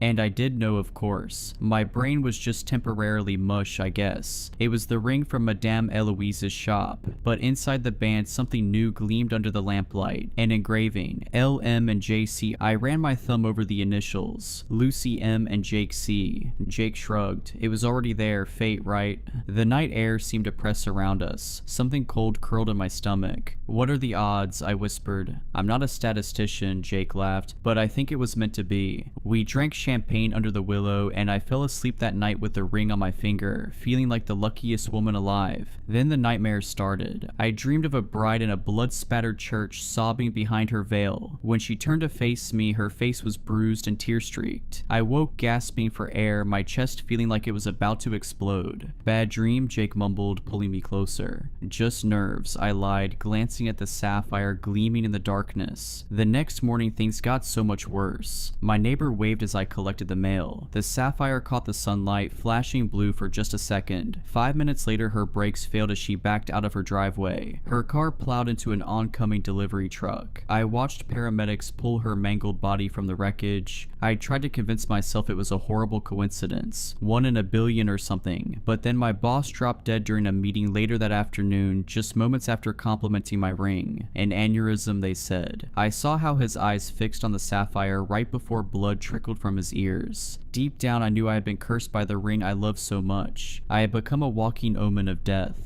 On my way home that night, still in shock, I witnessed a man glance at me, then climb up to the ledge of my apartment building and jump without hesitation. The thud his body made when it hit the pavement will haunt me forever. His dead eyes found mine in the crowd. I clutched my hand to my chest, and the sapphire felt warm against my skin, too warm. When I looked down, I noticed a faint burn mark on my skin. Around midnight, I decided it was time to remove the ring, but my finger had swollen. The band wouldn't budge at all. No amount of soap, ice, or oil could loosen it. As the days continued, so did the deaths. A barista touched my hand while returning change. Minutes later, he choked to death on a scone as I waited for my cold brew. An elderly woman who admired my ring at the grocery store was crushed beneath collapsing shelves moments later. At dinner with friends, I kept my hands hidden under the table, but Melissa insisted on seeing the ring. The moment the sapphire caught the light, a waiter carrying Cherry's Jubilee tripped. The dessert's high-proof alcohol splashed across nearby tables, igniting instantly. The entire restaurant went up in flames. In the chaos, I watched Melissa's hair ignite, her screams swallowed by the roaring inferno. Only Jake and I walked out unscathed. After 8 deaths in a week, I was desperate. I started keeping my left hand hidden whenever I was out in public, stuffing it deep into my pants or coat pockets. I also began Googling the ring online. It was such a luxurious and unique ring, I was curious if it had a history. It didn't take long to find the original owners, Lydia M. and James C. L. M. and J.C., just like our initials. The newspaper article from 1952 was brief but chilling. Local bride found slain on wedding night. The accompanying photos showed Lydia wearing my ring, and she looked just like the woman in my dreams. Something else disturbed me too. Jake had changed. His once warm brown eyes now seemed glassy and unfamiliar. Sometimes I'd catch him staring at the ring with an expression I didn't recognize. Possessive, hungry. When I mentioned the deaths, he'd shrug them off as coincidences. When I suggested we research the ring's history together, he changed the subject. I began to research alone, visiting libraries and local historical societies. I found more articles about Lydia and James. They'd been high school sweethearts. James had given Lydia the sapphire ring as a symbol of his undying love, a family heirloom passed down through generations. But on their wedding night, something had gone terribly wrong. The police found Lydia's body in their honeymoon suite, strangled. James was nowhere to be found. For weeks, the papers speculated about his whereabouts. Had he killed his bride and fled? Had they both been victims of a robbery gone wrong? 6 months later, James's body washed up on a riverbank 50 miles downstream from the bridge where his car had been found abandoned. His death was ruled a suicide. In my search, I discovered an old woman who claimed to be Lydia's cousin. She lived in a nursing home on the outskirts of town. When I visited her, she recognized the ring immediately. "You need to get rid of it," she whispered, her papery hand clutching mine. It was cursed by James's great-grandmother, a woman scorned. She wanted revenge on the family that had rejected her, so she placed a curse on the ring. It brings death to anyone who sees it, except for the wearer and their beloved. She leaned closer. "But there's a price for that protection." "What price?" I asked. "I think your souls," she said. "I can't be certain. I only know James wasn't himself after he gave Lydia that ring. It changed both of them over time. The night he killed her, his his eyes were different. I had seen them myself, empty, like you were staring through a window. Like Jake's eyes now. The old woman told me how to remove the ring. It had to be done on a new moon. There was a mixture I needed to prepare, herbs and oils and other things I won't mention here. The process would be painful, but it was the only way. The next new moon, I prepared everything as I was told. Jake watched with those unfamiliar glassy eyes as I submerged my hand in the mixture. The pain was excruciating. My skin blistered on contact, but it worked. The ring loosened. With one final agonizing pull, I wrenched the ring free. My finger came with it, severed cleanly at the knuckle. Blood poured from the wound, but I felt only relief as the sapphire glowed with rage. Jake lunged for the ring, but I was faster. I dropped it into a cloth bag and tied it with red thread 7 times exactly as instructed. We drove to the old bridge at the edge of town. The bag seemed to get heavier with each mile, and I could swear I heard scratching coming from inside it. At the center of the bridge, we stood in darkness, staring at the black water below. No moon reflected on its surface. "Are you sure?" Jake asked, his voice finally his own again. I nodded, clutching my bandaged hand. "It has to end." He held the bag over the railing. For a moment, it seemed like he couldn't let go, like the bag was stuck to his hand. Then, with visible effort, Jake opened his fingers. The splash below was small. The ripples disappeared quickly. It's been 3 weeks, no accidents, no deaths. Jake is himself again, though he remembers everything. We both do. When Jake and I drive over that bridge, we both fall silent, staring at the water below. Sometimes I dream of the river bottom, of silt slowly covering the cloth bag, of water flowing endlessly over hidden things. In these dreams, I see fish swimming near the bag, then darting away suddenly. The ring is down there, waiting. Is it truly contained, or simply biding its time? When I wake from these dreams, my missing finger throbs with phantom pain, and I wonder if somewhere in the darkness of the river, a sapphire pulses an answer. I'd like to start off with an apology. If I am correct, I may just have killed you and everyone you know. Hopefully that isn't the case, but if it is, sorry. I've been working as an immunologist for the past 17 years, and I'm quite well known for my work. Throughout my life, I've lost people I cared about to disease. My mother died from tuberculosis when I was 5. My best friend died of leukemia when I was 16, and my father has recently been diagnosed with stage 4 lung cancer. I've always viewed it as a malicious and evil thing that robs us of our family and friends. It's for this reason that I chose to study the immune system. It's truly a fascinating thing. Our bodies are somehow incredibly resilient and terribly delicate at the same time. My goal was to contribute to the eradication of disease. Well, I suppose the same can be said for all immunologists, but I worked with a fiery hatred for pestilence and sickness. I wanted, in a sense, to get revenge on the being I had made up in my head, this evil figure I had conjured up to personify disease. I was after more than just one. I didn't want to be the man who ended cancer or AIDS. I wanted to rid humanity of the greatest threat it ever had. My goal was to end as many diseases as I possibly could with one strike. I'll keep my explanations as brief as I can. I know you didn't come here for a science lesson. The human immune system is incredibly complex and has a vast array of countermeasures it uses to kill off pathogens. However, this all relies on the first step of the process, recognition. In order for anything to happen, some immune cell needs to come into contact with the foreign body afflicting the host. This can be any number of cells: T cells, B cells, macrophages, dendritic cells, NK cells, the list goes on. Once this happens, receptors on these cells bind to specific surface proteins on the pathogen, which starts the next step of the process. The pathogen is engulfed and digested. Afterwards, the cell takes pieces of this now dead pathogen and brings it to other immune cells to activate more immune responses. After a long list of signaling pathways, the host produces antibodies which bind to the pathogens and flag them for destruction. Later, when one of the many killer cells encounters a pathogen marked by antibodies, it will be swiftly eliminated. This process can apply to all types of diseases: bacterial, viral, even cancers. So why can't we just synthetically make a bunch of antibodies and shoot them into sick people? Well, there are many reasons actually. but one of them is the issue of immune response recognition. When your immune system goes out to kill targeted cells, how does it know which cells are good and which are bad? The answer is a molecule called sialic acid. Your cells produce this on their surfaces so that even if an immune cell binds to them, it can recognize the sialic acid structures on the surface and move on from it. But some diseases, disgusting and vile as they are, have evolved to use this to their advantage. Some of the most dangerous diseases are able to coat themselves in sialic acid in order to evade immune detection. For example, influenza binds to sialic acid on respiratory cells to gain entry into your lungs. Some bacteria like Neisseria meningitidis actually steal sialic acid from their host to create a disguise. And one of the reasons cancer is so difficult to treat is that cancer cells overproduce sialic acid, effectively wearing a do not kill sign that prevents immune cells from recognizing them as threats. This allows all of them to go about their business, killing innocent people and spreading to others. To combat this, humans have developed a treatment, one mainly for cancer, using sialidase,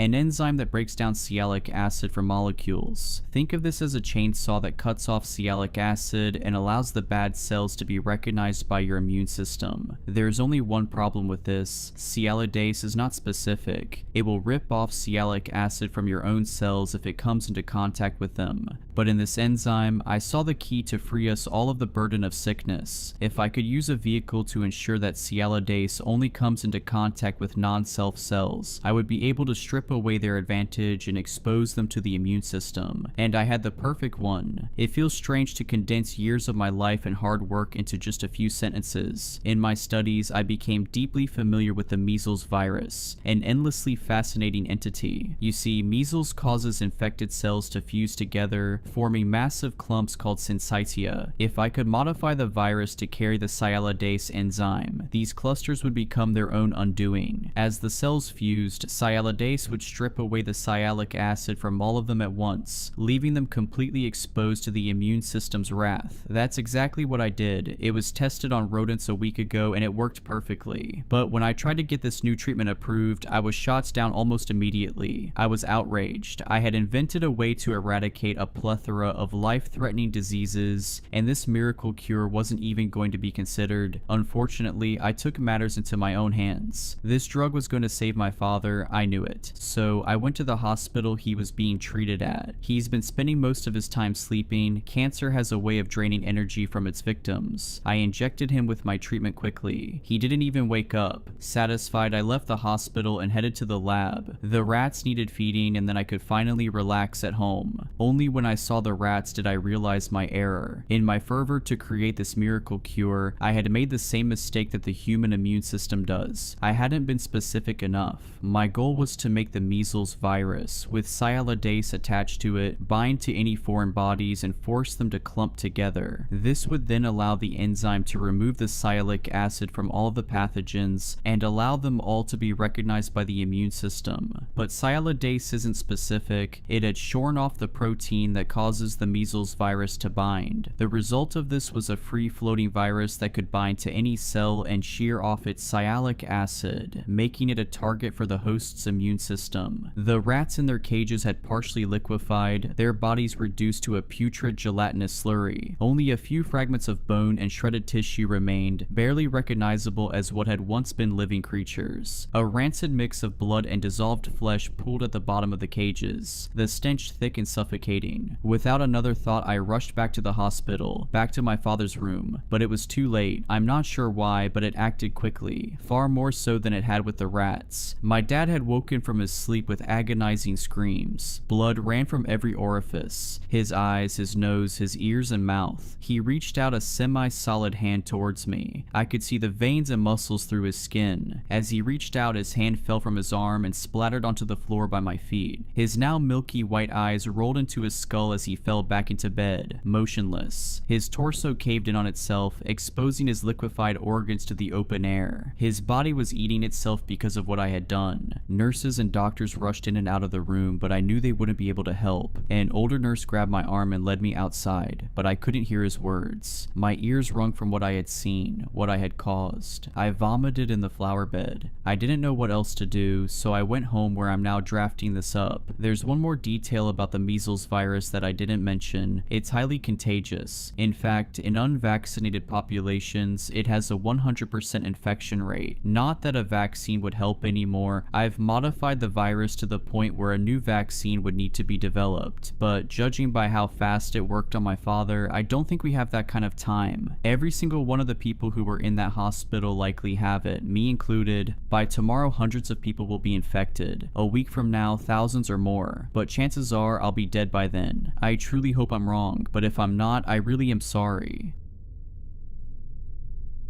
To anyone who finds this message, my name doesn't matter, but my story might. I am, or rather, I was a lead engineer at a top secret research facility deep beneath the ice of Antarctica. Our mission was simple: to explore and harness the power of an ancient technology buried miles below the frozen surface. What we discovered was something that should never have been awakened. The project, known as Obsidian, a codename we now know was more fitting than we ever realized, began with the discovery of a massive, perfectly preserved structure detected via satellite scans. This structure, buried under 4 miles of solid ice, was unlike anything on Earth, an impossibly smooth obsidian black pyramid emitting faint electromagnetic pulses. In December 2021, my team was dispatched to the site with cutting-edge drilling equipment to breach the ice and gain access. The project was classified at the highest levels of global security. Only a handful of people even knew it existed. As we tunneled closer, the pulses grew stronger, and our instruments started behaving erratically. Computers failed, compasses spun wildly, and even our most advanced communication systems flickered and died. On January 10th, 2022, we finally reached the pyramid's surface. The surrounding ice had an unnatural, almost glossy sheen, and the air grew thick with static electricity. Ignoring every instinct, we set up our equipment and prepared to enter. The entrance was sealed with a door made from a material that defied all analysis, neither metal nor stone. It absorbed all light, rendering it nearly invisible to the naked eye. When we finally breached it, we found an empty chamber lined with glyphs that emitted a dim, pulsating glow. At the center of the room stood a large, perfectly circular hole descending into darkness. It was around this point that things began to spiral out of control. Without warning, the glyphs started to pulse faster, and an oppressive force filled the chamber, pressing down on us as if the air itself had turned to lead. We attempted to retreat, but the hole began to emit a low thrumming noise, a sound that resonated deep within our bones. As we watched, paralyzed with terror, something began to rise from the depths. A shape of a void, darker than the darkest night, emerged from the hole. It was amorphous, shifting, and yet there was a terrifying sense of intelligence behind it. It filled the room with an overwhelming presence, a crushing sense of despair and doom. The surrounding air warped and twisted as the entity began to take a vaguely humanoid form. We couldn't move, couldn't speak. The only sound was the relentless hum, growing louder and more unbearable with each passing second. Then, in a voice that bypassed our ears and spoke directly into our minds, it said, "You have trespassed into the domain of the eternal void. You are the first to awaken us in eons, and for this your world will suffer. We are the ones who came before, and we shall reclaim what was lost. You cannot stop what has begun." The entity dissipated into the air, leaving us with a chilling coldness that seeped into our very souls. We fled, abandoning all equipment and sealing the entrance behind us, but it was too late. The pyramid began to emit pulses of energy at an ever-increasing rate, and we realized with dawning horror that it was a beacon, a call to something far beyond our comprehension. As I write this, I am the last surviving member of my team. The others are gone, vanished without a trace, consumed by whatever we unleashed. The facility is on lockdown, but I fear it's only a matter of time before the energy pulses reach their peak and whatever lies on the other side answers the call. I don't know how much longer I have, but you need to understand, this isn't just a threat to us, but to all of humanity. Do not attempt to access the Obsidian Pyramid. Do not go near it. Know that the end we have set in motion cannot be undone. If you receive this, pray that it's not too late.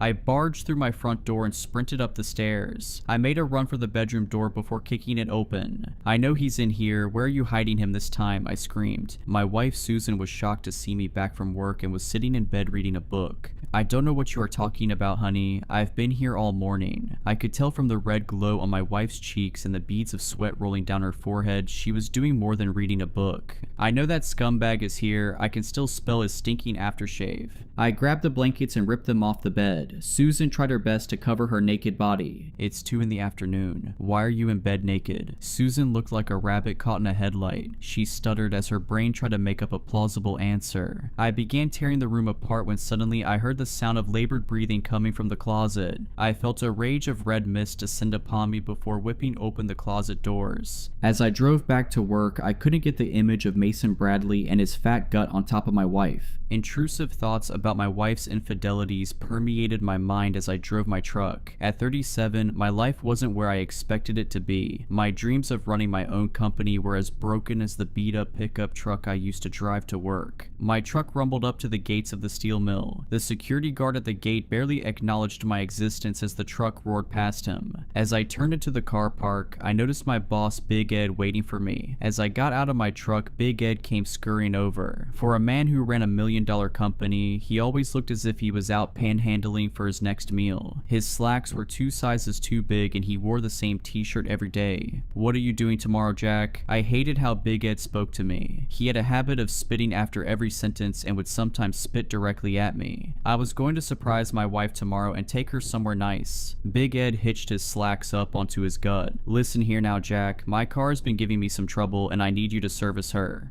Couldn't you get someone else to do it?" I could tell he was getting annoyed with my attitude. "If you want your job Monday, you will do what you're told." He had me over a barrel and knew I couldn't afford to lose the only job the town had to offer. "I'll be over first thing in the morning." I arrived at Ed's dilapidated mansion. Ed was outside with his car swooning over her like it was some beautiful young woman. His face lit up as he ran his hands over the bonnet of the truck. "Be gentle with her, she's all I got," said Ed. Ed looked slightly smarter than his usual unkempt manner. "You got a date, Ed?" "When the cats are away, the mice will play," said Ed as he gave me a mischievous wink. Ed pulled a red handkerchief from his back pocket and wiped the sweat from his forehead. "I see one scratch on her and I will snap your neck." I was weary from a long day babysitting Ed's car. All I wanted to do was throw my feet up and have a nice cold beer. I stepped in my front door and was suddenly hit by a familiar smell. It smelt like Big Ed's nasty cologne, but I was too tired to take much notice. My body ached as I grabbed a beer from the kitchen before collapsing onto my chair. As I sat there, sipping beer and reevaluating my life's predicaments, I noticed something sticking from the armrest of my couch. I walked over and picked up the red piece of cloth. The same red piece of cloth Big Ed used to wipe the beady sweat from his grubby forehead. I unfolded the cloth, and to my dismay, there was Ed's name embroidered in the hanky. I was heartbroken and furious. I knew what it meant, and all I wanted to do was tear the house down with my bare hands, but I knew better than to let my anger get the best of me. My eyes welled up as I sped down the country road. I turned the radio up full blast to drown out my intrusive thoughts. I was too embroiled in a battle with my conciseness to notice the dark figure walking in the middle of the road. By the time I noticed it was too late, I slammed on the brakes and covered my eyes before the car came to a halt. To my relief, I couldn't find any signs of someone injured. I convinced myself stress was making me go crazy. As I tried jumping back in my truck, I heard someone approaching from behind. "Having trouble, buddy?" I felt a cold chill up my spine. Something was telling me to run, but my legs had turned to jelly from fear. A dark figure stepped out from the shadows of the looming trees overhead. "I thought I had hit someone with my truck," I nervously explained. I couldn't make out who I was talking to. All I could see was an outline of a tall, dark figure. "I hear you're having trouble with your wife." "Do I know you?" I nervously asked. Suddenly, the dark figure came into focus, revealing an old man. He took something from his pocket before handing it to me. I couldn't believe my eyes. It was Big Ed's red handkerchief. "How did you—" I began stuttering. "What is it you desire?" asked the old man. Suddenly, a strange feeling swept over me. A feeling of intense euphoria crept up from my toes, flooding my brain. I wished every man who sleeps with my wife would get sick and die a slow, painful death. The words seemed to come out of my mouth as if someone else was saying insane. Suddenly, everything began to spin, and before I knew it, I was back in my truck. I reluctantly drove into work after spending a night in a dingy motel. All I wanted to do was punch Big Ed in his fat face, but with my marriage on the rocks, I knew I couldn't afford it. When I arrived, I was surprised to see Mason Bradley wasn't at his station. I didn't give it much thought until I saw Big Ed coming from the bathroom, looking like death warmed up.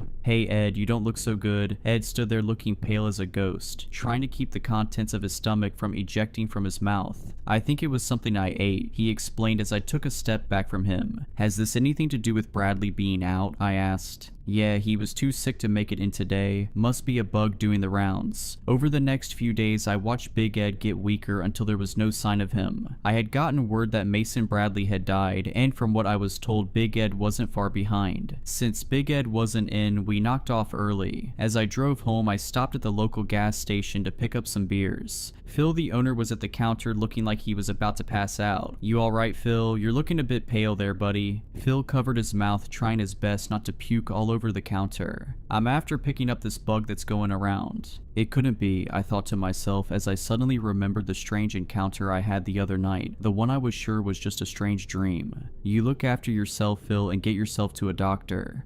Will you give my love to that beautiful wife of yours, and tell her I'll drop over her magazines once I feel better," said Phil before dashing for the bathroom. As I drove into my driveway, I noticed Mrs. Stevens standing outside her house looking distraught. "What's wrong, Anne?" I asked. "It's Mike. They took him to the hospital." "Who took him?" Mr. Stevens was too distraught to get her words out. "Men in hazmat suits." I felt the familiar feeling of despair rise from the pit of my stomach. "Who else got sick?" "Bob, Tony from across the road, the guy who delivers the milk. They're dropping like flies." Days went by, and news of men getting sick and dying all over town continued to trickle in. Suddenly, I was hit with the realization that the man I met a few weeks ago wasn't a figment of my imagination. I wrestled with the guilt of everyone dying and the heartbreak of my wife's infidelity. I didn't want people dying, and if this was my fault, I needed to fix it. I got in my truck and began driving the same road as before. I was overwhelmed with the thoughts of people dying and the guilt and grief it brought with it. As I drove, I suddenly spotted the old man sitting by the roadside. I slammed on the brakes and jumped from my truck. I ran to the old man before dropping to my knees. "Please, I beg you, whatever you have done, you need to take it back." The old man gave me a confused look. "But it was what you desired. Why would you want to take it back?" I was upset, but I didn't want people to die. "Please, it's not what I desire," I cried. The old man put his hand on my shoulder. "What is it you truly desire?" "All I want is my wife to love me and only me," I begged. Suddenly, I was overcome with that same feeling of euphoria. My world began to spin before I was suddenly back in my truck and the old man was nowhere to be seen. As I walked in my front door, Susan was standing there waiting for me. She had a look on her face I'd never seen before. She ran and threw her arms around me before kissing me passionately. "I love you so much, Jack. Can you please forgive me?" "Of course I forgive you. I always do." My wife's face lit up, and for the first time, I could feel a genuine sense of love from her, a feeling I always desired. "From now on, you're the only man I want and need," she said as she led me upstairs to the bedroom. That night, we made passionate love as if we were the only two people that existed in the world. After we finished, we spent the rest of the night cuddling and planning for a better future together. The following morning, I woke with a splitting headache. As the days followed, I was stuck to the toilet, puking my guts up. As I got weaker, the terrifying realization of the first wish hit me like a ton of bricks. I write this as I'm in the final throes of death as a warning to others. Be careful what you wish for.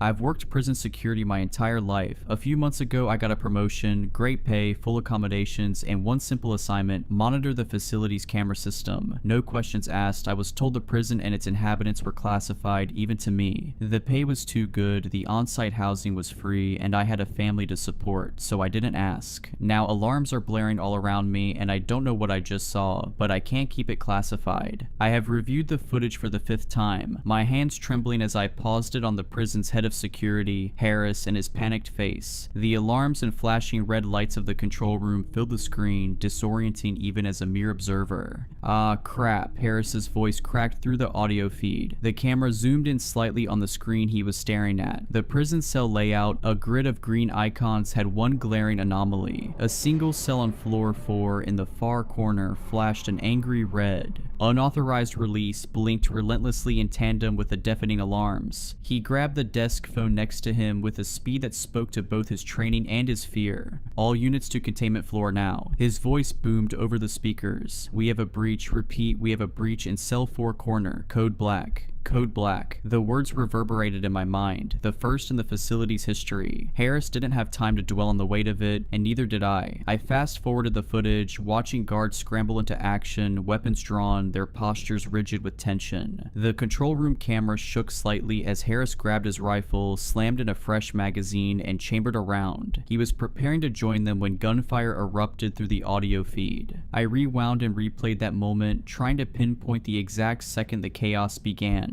The reinforced glass gave me a clear view of the containment wing as muzzle flashes illuminated the hallway below. I could see the flash of gunfire, but not the target. As fast as it began, it was over. Harris's movements faltered. His battle-hardened composure cracked as a low, guttural noise filtered through the intercom, something between a growl and a laugh. I shivered even behind my screen. Harris stepped out of the control room, entering the pitch-black hallway. The rotating red lights painted his shadow in a macabre dance across the walls. Guards rushed past him, forming a defensive line, their voices barely audible over the alarms. "With you, sir. What are your orders?" one shouted. I watched Harris take a breath, his hand tightening on his rifle. "Safety's off. Shoot to kill." His voice carried a forced confidence, but the trembling of his fingers told a different story. They moved forward deeper into the containment wing. I switched to another camera angle, tracking their progress. The cells lining the walls seemed to come alive with the sounds of screaming, laughing, and pounding as the other prisoners reacted to whatever had been unleashed. They rounded the corner and my breath hitched. The camera captured the massive steel-reinforced door to cell 4 corner, now twisted and dangling from a single hinge. A jagged gash split its surface, revealing the core beneath. One of the guards whispered, "What in the world could do that?" I'd asked myself the same question. Harris stepped forward, slipping on something. The camera zoomed in on the dark puddle beneath his boots. He crouched, touched it, then brought his fingers to his nose. Even without being there, I could almost smell the metallic tang of blood as Harris recoiled. He activated his flashlight, aiming it into the cell. The beam revealed carnage that made me pause the video, bile rising in my throat. Blood coated the walls, limbs and chunks of flesh strewn across the floor. The stench of iron seemed to seep through the screen. One of the guards let out a dry heave, but it was Harris's reaction that haunted me the most. He gagged, visibly shaken, his usual stoic demeanor cracking at the scene around him. The footage jumped as he spun, rifle aimed at a hand taking a weak grip on his ankle. One of his men lay on the floor, torso intact but legs gone, intestines strung along the floor behind him. The man's voice crackled through the audio. "Behind you."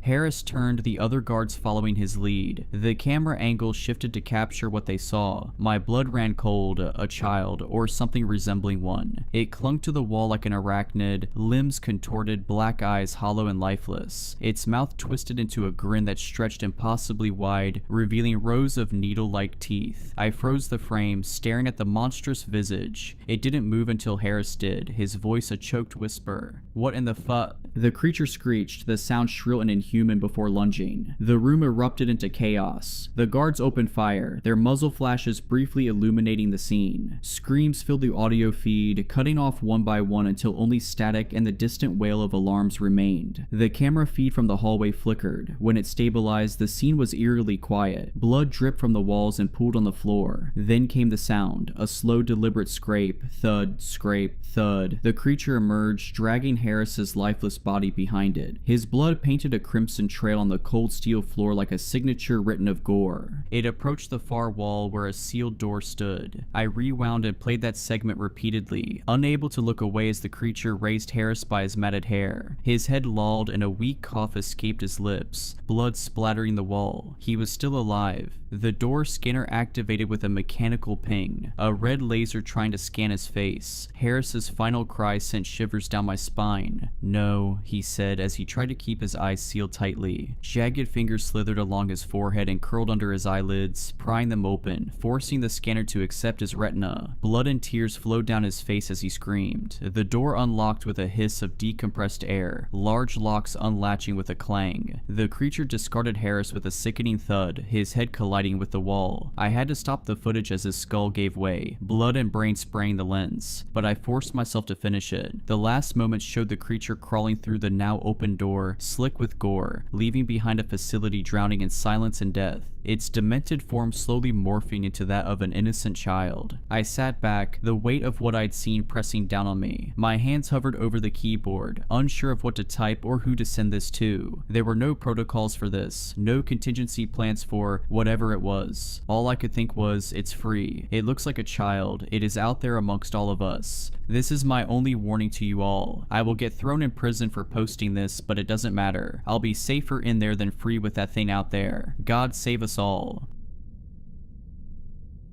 I don't know if I should be posting this, but screw it. It's been over 20 years, and no one ever believed me anyway. Maybe someone out there can explain what I saw that night. Back in 2003, I worked security at a government-funded research site. Not gonna say where, but let's just say it was out in the middle of nowhere, far enough that if something went wrong, no one would hear the screams. The facility was a fortress, barbed wire, keycard access everywhere, armed patrols at night. Most of the time it was boring. Scientists came in, scientists left, and we were just there to make sure nobody messed with their work. But there was one project that always gave me the creeps. They called it Project Chimera. Even the other guards didn't know much about it, just that it involved biological stuff and that the scientists working on it never looked well rested. It was a quiet night shift. I was doing my usual rounds, walking the perimeter of the high security labs. Then my radio crackled. Containment breach in Lab 3, non-human interference. I remember thinking, what the hell does that mean? It wasn't unauthorized personnel, it wasn't security risk, it was non-human. I ran toward Lab 3, and when I got there, I saw two scientists standing outside looking absolutely terrified. Through the glass observation window I saw it, a deer. A stupid deer was standing inside the secure laboratory, right in the middle of all their high-tech equipment, its hooves tapping against the floor. It looked wrong. Not sick, not injured, just wrong. Its movements were jerky, its breathing was too slow. Its eyes were milky white, and I swear to God, for a second, I thought it was looking directly at me. One of the scientists, Dr. Nakamura, I think, was practically hyperventilating. She kept muttering something like, "It's interacting with the Matrix. This wasn't supposed to happen." Then the lights flickered, and everything went to hell. There was this low humming noise, like a power station warming up, but deeper, more alive. The air felt thick, like walking through syrup. The deer just stood there, its body twitching slightly, and the machines around it started sparking. Then, for a split second, it wasn't a deer anymore. I don't know how to explain it. It was still there, but its shape was warping, like it was being pulled apart and put back together at the same time. I could see other things inside it, patterns, shapes that didn't belong in a living creature. The scientists were screaming at each other, trying to shut the system down. I grabbed my radio and yelled, "We have a serious problem in Lab 3. But the second I said that, the deer snapped its head toward me so fast I heard its neck crack.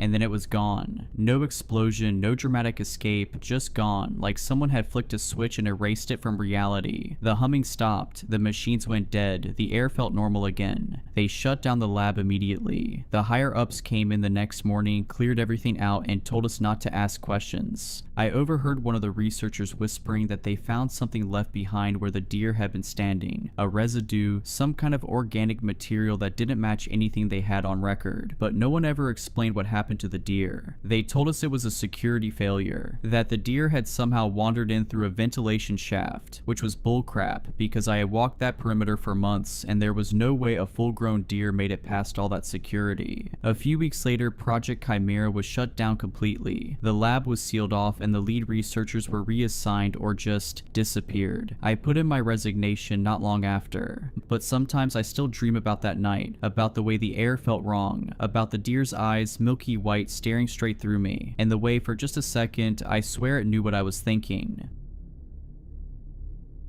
The teacher knew from the look on my face I had forgotten my homework again. "What's your excuse this time, Toby?" she asked. "I'm sorry, miss. I left it on the kitchen table. I'll have it tomorrow, I promise."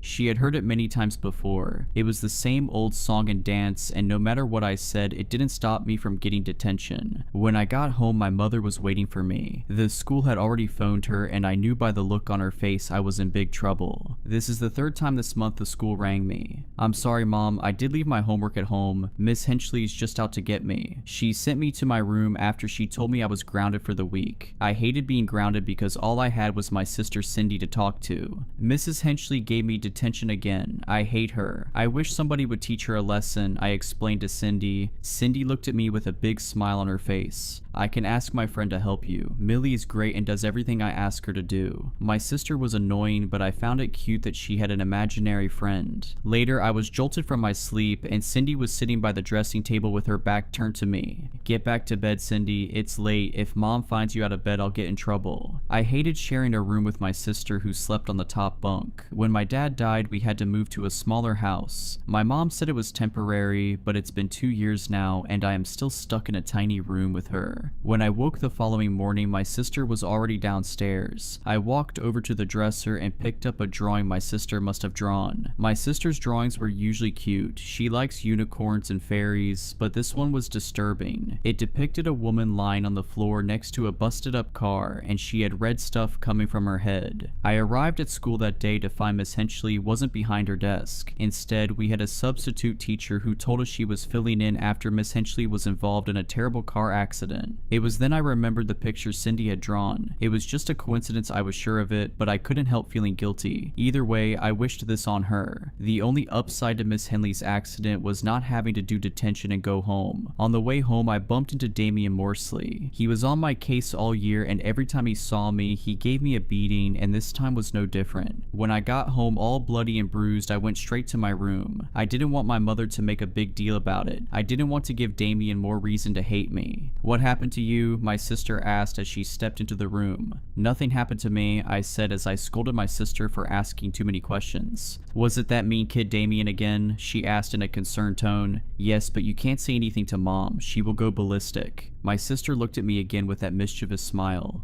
"Don't worry, Millie will fix him." The next morning, I woke to find another drawing left on the dresser. This picture was even more disturbing than the last. It showed a kid lying on the floor with what appeared to be a knife sticking from his stomach and a man standing over him. For the first time, I was hoping Damian was in class, but there was no sign of him. As the day went on, rumors started spreading that Damian's father was arrested for doing something terrible to him. On the way home, I decided to take a detour past his house. I was shocked to find his house surrounded by police tape and people in white suits in the garden. A kid on a bike was standing across from the house, and when I asked him what happened, he confirmed my biggest fear, that Damian was murdered by his father. It couldn't be. I refused to believe it, but it happening twice was too much of a coincidence. I ran home and called Cindy up to the bedroom. "Cindy, you need to stop this imaginary friend business. I don't know how you're doing it, but people are getting hurt," I shouted. I could see the tears well up in her eyes. "But Millie's real, she is not imaginary. You wait and see," she said as she broke down crying before running out of the room. That night, I fell asleep feeling guilty about shouting at my sister. I tossed and turned from a restless sleep before I was jolted awake. My sister was sitting at the dresser again, so I shouted at her to get back into bed, but she ignored me and kept on drawing. "Who are you talking to?" said a voice from above me. Startled, I turned to see my sister still in her bed, but when I turned back, the girl at the dressing table was gone. I walked over to the dresser only to find another drawing. I picked it up and a feeling of dread crept up my spine as I looked at the drawing. It was a picture of someone impaled on spikes with blood pouring from them at the bottom of a canyon. I feel the blood drain from my body. Tomorrow is our annual school trip to the Grand Canyon. He was only gone for 2 days, said he needed to clear his head, so he packed light and headed up into the Wintas with his usual gear. No big deal, he's done it before, but this time when he came back, something was off. It started with how he walked in. No announcement, no "I'm back." Just opened the door, set his pack down, and stood in the kitchen like he forgot what it was for. I was at the table, mid-bite. He looked at me and smiled, but it didn't reach his eyes. Good trip? I asked. He nodded, still smiling. That smile didn't drop once the whole night. Not when he told me about the mountain lion tracks near his campsite. Not when I noticed he was wearing my sweatshirt, the one he hates. Not even when I asked what trail he took and he said, North Ridge. There is no North Ridge, not here. That night I couldn't sleep. Something about how he moved felt wrong. Too smooth, too studied. At one point I got up to check the locks and caught a glimpse of him in the hallway mirror. He was just standing in the dark, staring at it. Not at his reflection, at the space beside it. The next morning I found a dead bird on the porch. Not torn apart, just laid out neatly like a gift. He said he didn't put it there. Then he asked if I remembered when our mom died. The thing is, she's still alive. I waited until he went out back. He said he wanted to feel the sun, but just stood in the middle of the yard, arms hanging loosely at his sides, face tilted upward like he was trying to remember what warmth felt like. That gave me maybe 10 minutes. I went straight for his pack. It looked normal at first. His knife, half-used water bladder, trail snacks he didn't touch. But when I unzipped the bottom pouch, I found something he would have never brought home. A lock of hair, tied with red thread, dry, brittle. Not his color, not mine. It looked old, like it had been buried in salt or ash. Underneath it was a scrap of parchment. Something drawn in charcoal, rough circles layered with jagged lines. Stick figures warped around a central shape. I didn't recognize the symbol, but the longer I stared, the more I felt like I should. When I turned it over, a single word was scrawled in the corner in tiny, frantic handwriting: return. I barely had time to zip the pack shut before I heard the back door open. He stepped inside, eyes still fixed on the ceiling like something might be living just above it. You been in my bag? He asked calmly. I lied, said number. He smiled, that smile. It stayed frozen while he poured himself a glass of water, gulped it down too fast, then poured another. His throat made no sound as he swallowed. Later that night, I woke up to him humming a song we used to sing when we were little. Only half the melody was wrong. Notes bent in places they shouldn't bend. The words didn't rhyme anymore. And when I peeked down the hallway, I saw him standing at my bedroom door, back turned and not moving, just listening. He didn't say anything when I asked what he was doing. He just walked away. In the morning, he was already at the kitchen table when I got up. No coffee, just sitting. He looked at me with that too wide smile and said, "Why'd you lie, little brother?" He asked why I lied. I didn't answer. I just stood there, heartbeat hammering behind my ribs, wondering how long he'd known, if he saw me touch the pack, if he'd ever really turned his back at all. He didn't press the question, just smiled and went back to staring at the table. Later he left again. No word, no jacket, just walked out into the tree line and vanished like he'd always belonged there. This time I didn't check the pack. I waited, and after midnight he came back. His hands were covered in dirt, shirt torn, no blood, just wrong, like it wasn't made for his body anymore, like his limbs had started to stretch beneath the seams. He didn't say anything, just walked past me and went straight to the basement. That's when I heard it, knocking, but not from the door, from inside the pack, slow, wet, rhythmic, like knuckles dragging against plastic. I opened it. The first thing I saw was the hair again, matted now, damp with something dark. Beneath it, something wrapped in a tattered gray cloth. I should have stopped there. I didn't. I reached in and pulled it free. It was a jar, sealed with wax and twine. Inside was a mouth, not a full face, just a mouth twisted in a silent scream, gums torn back, lips stitched closed with animal sinew, but it was breathing. The glass fogged up every few seconds. It was trying to speak. Then I realized something. It looked like mine. I dropped it. The jar didn't break. It just rolled to the edge of the floor and sat there, vibrating softly. Then from the basement his voice called up, except it wasn't really his, it was mine. Low, hollow, almost like he was trying it on for the first time. "Why'd you go through my things, little brother?" I didn't answer. I was too busy watching the jar. It was smiling now. If you enjoyed these stories, please consider subscribing and liking this video. Let me know your thoughts of these stories in the comments below. I frequently talk to my viewers there. But anyways, I hope you were creeped out. Just kidding. Stay safe.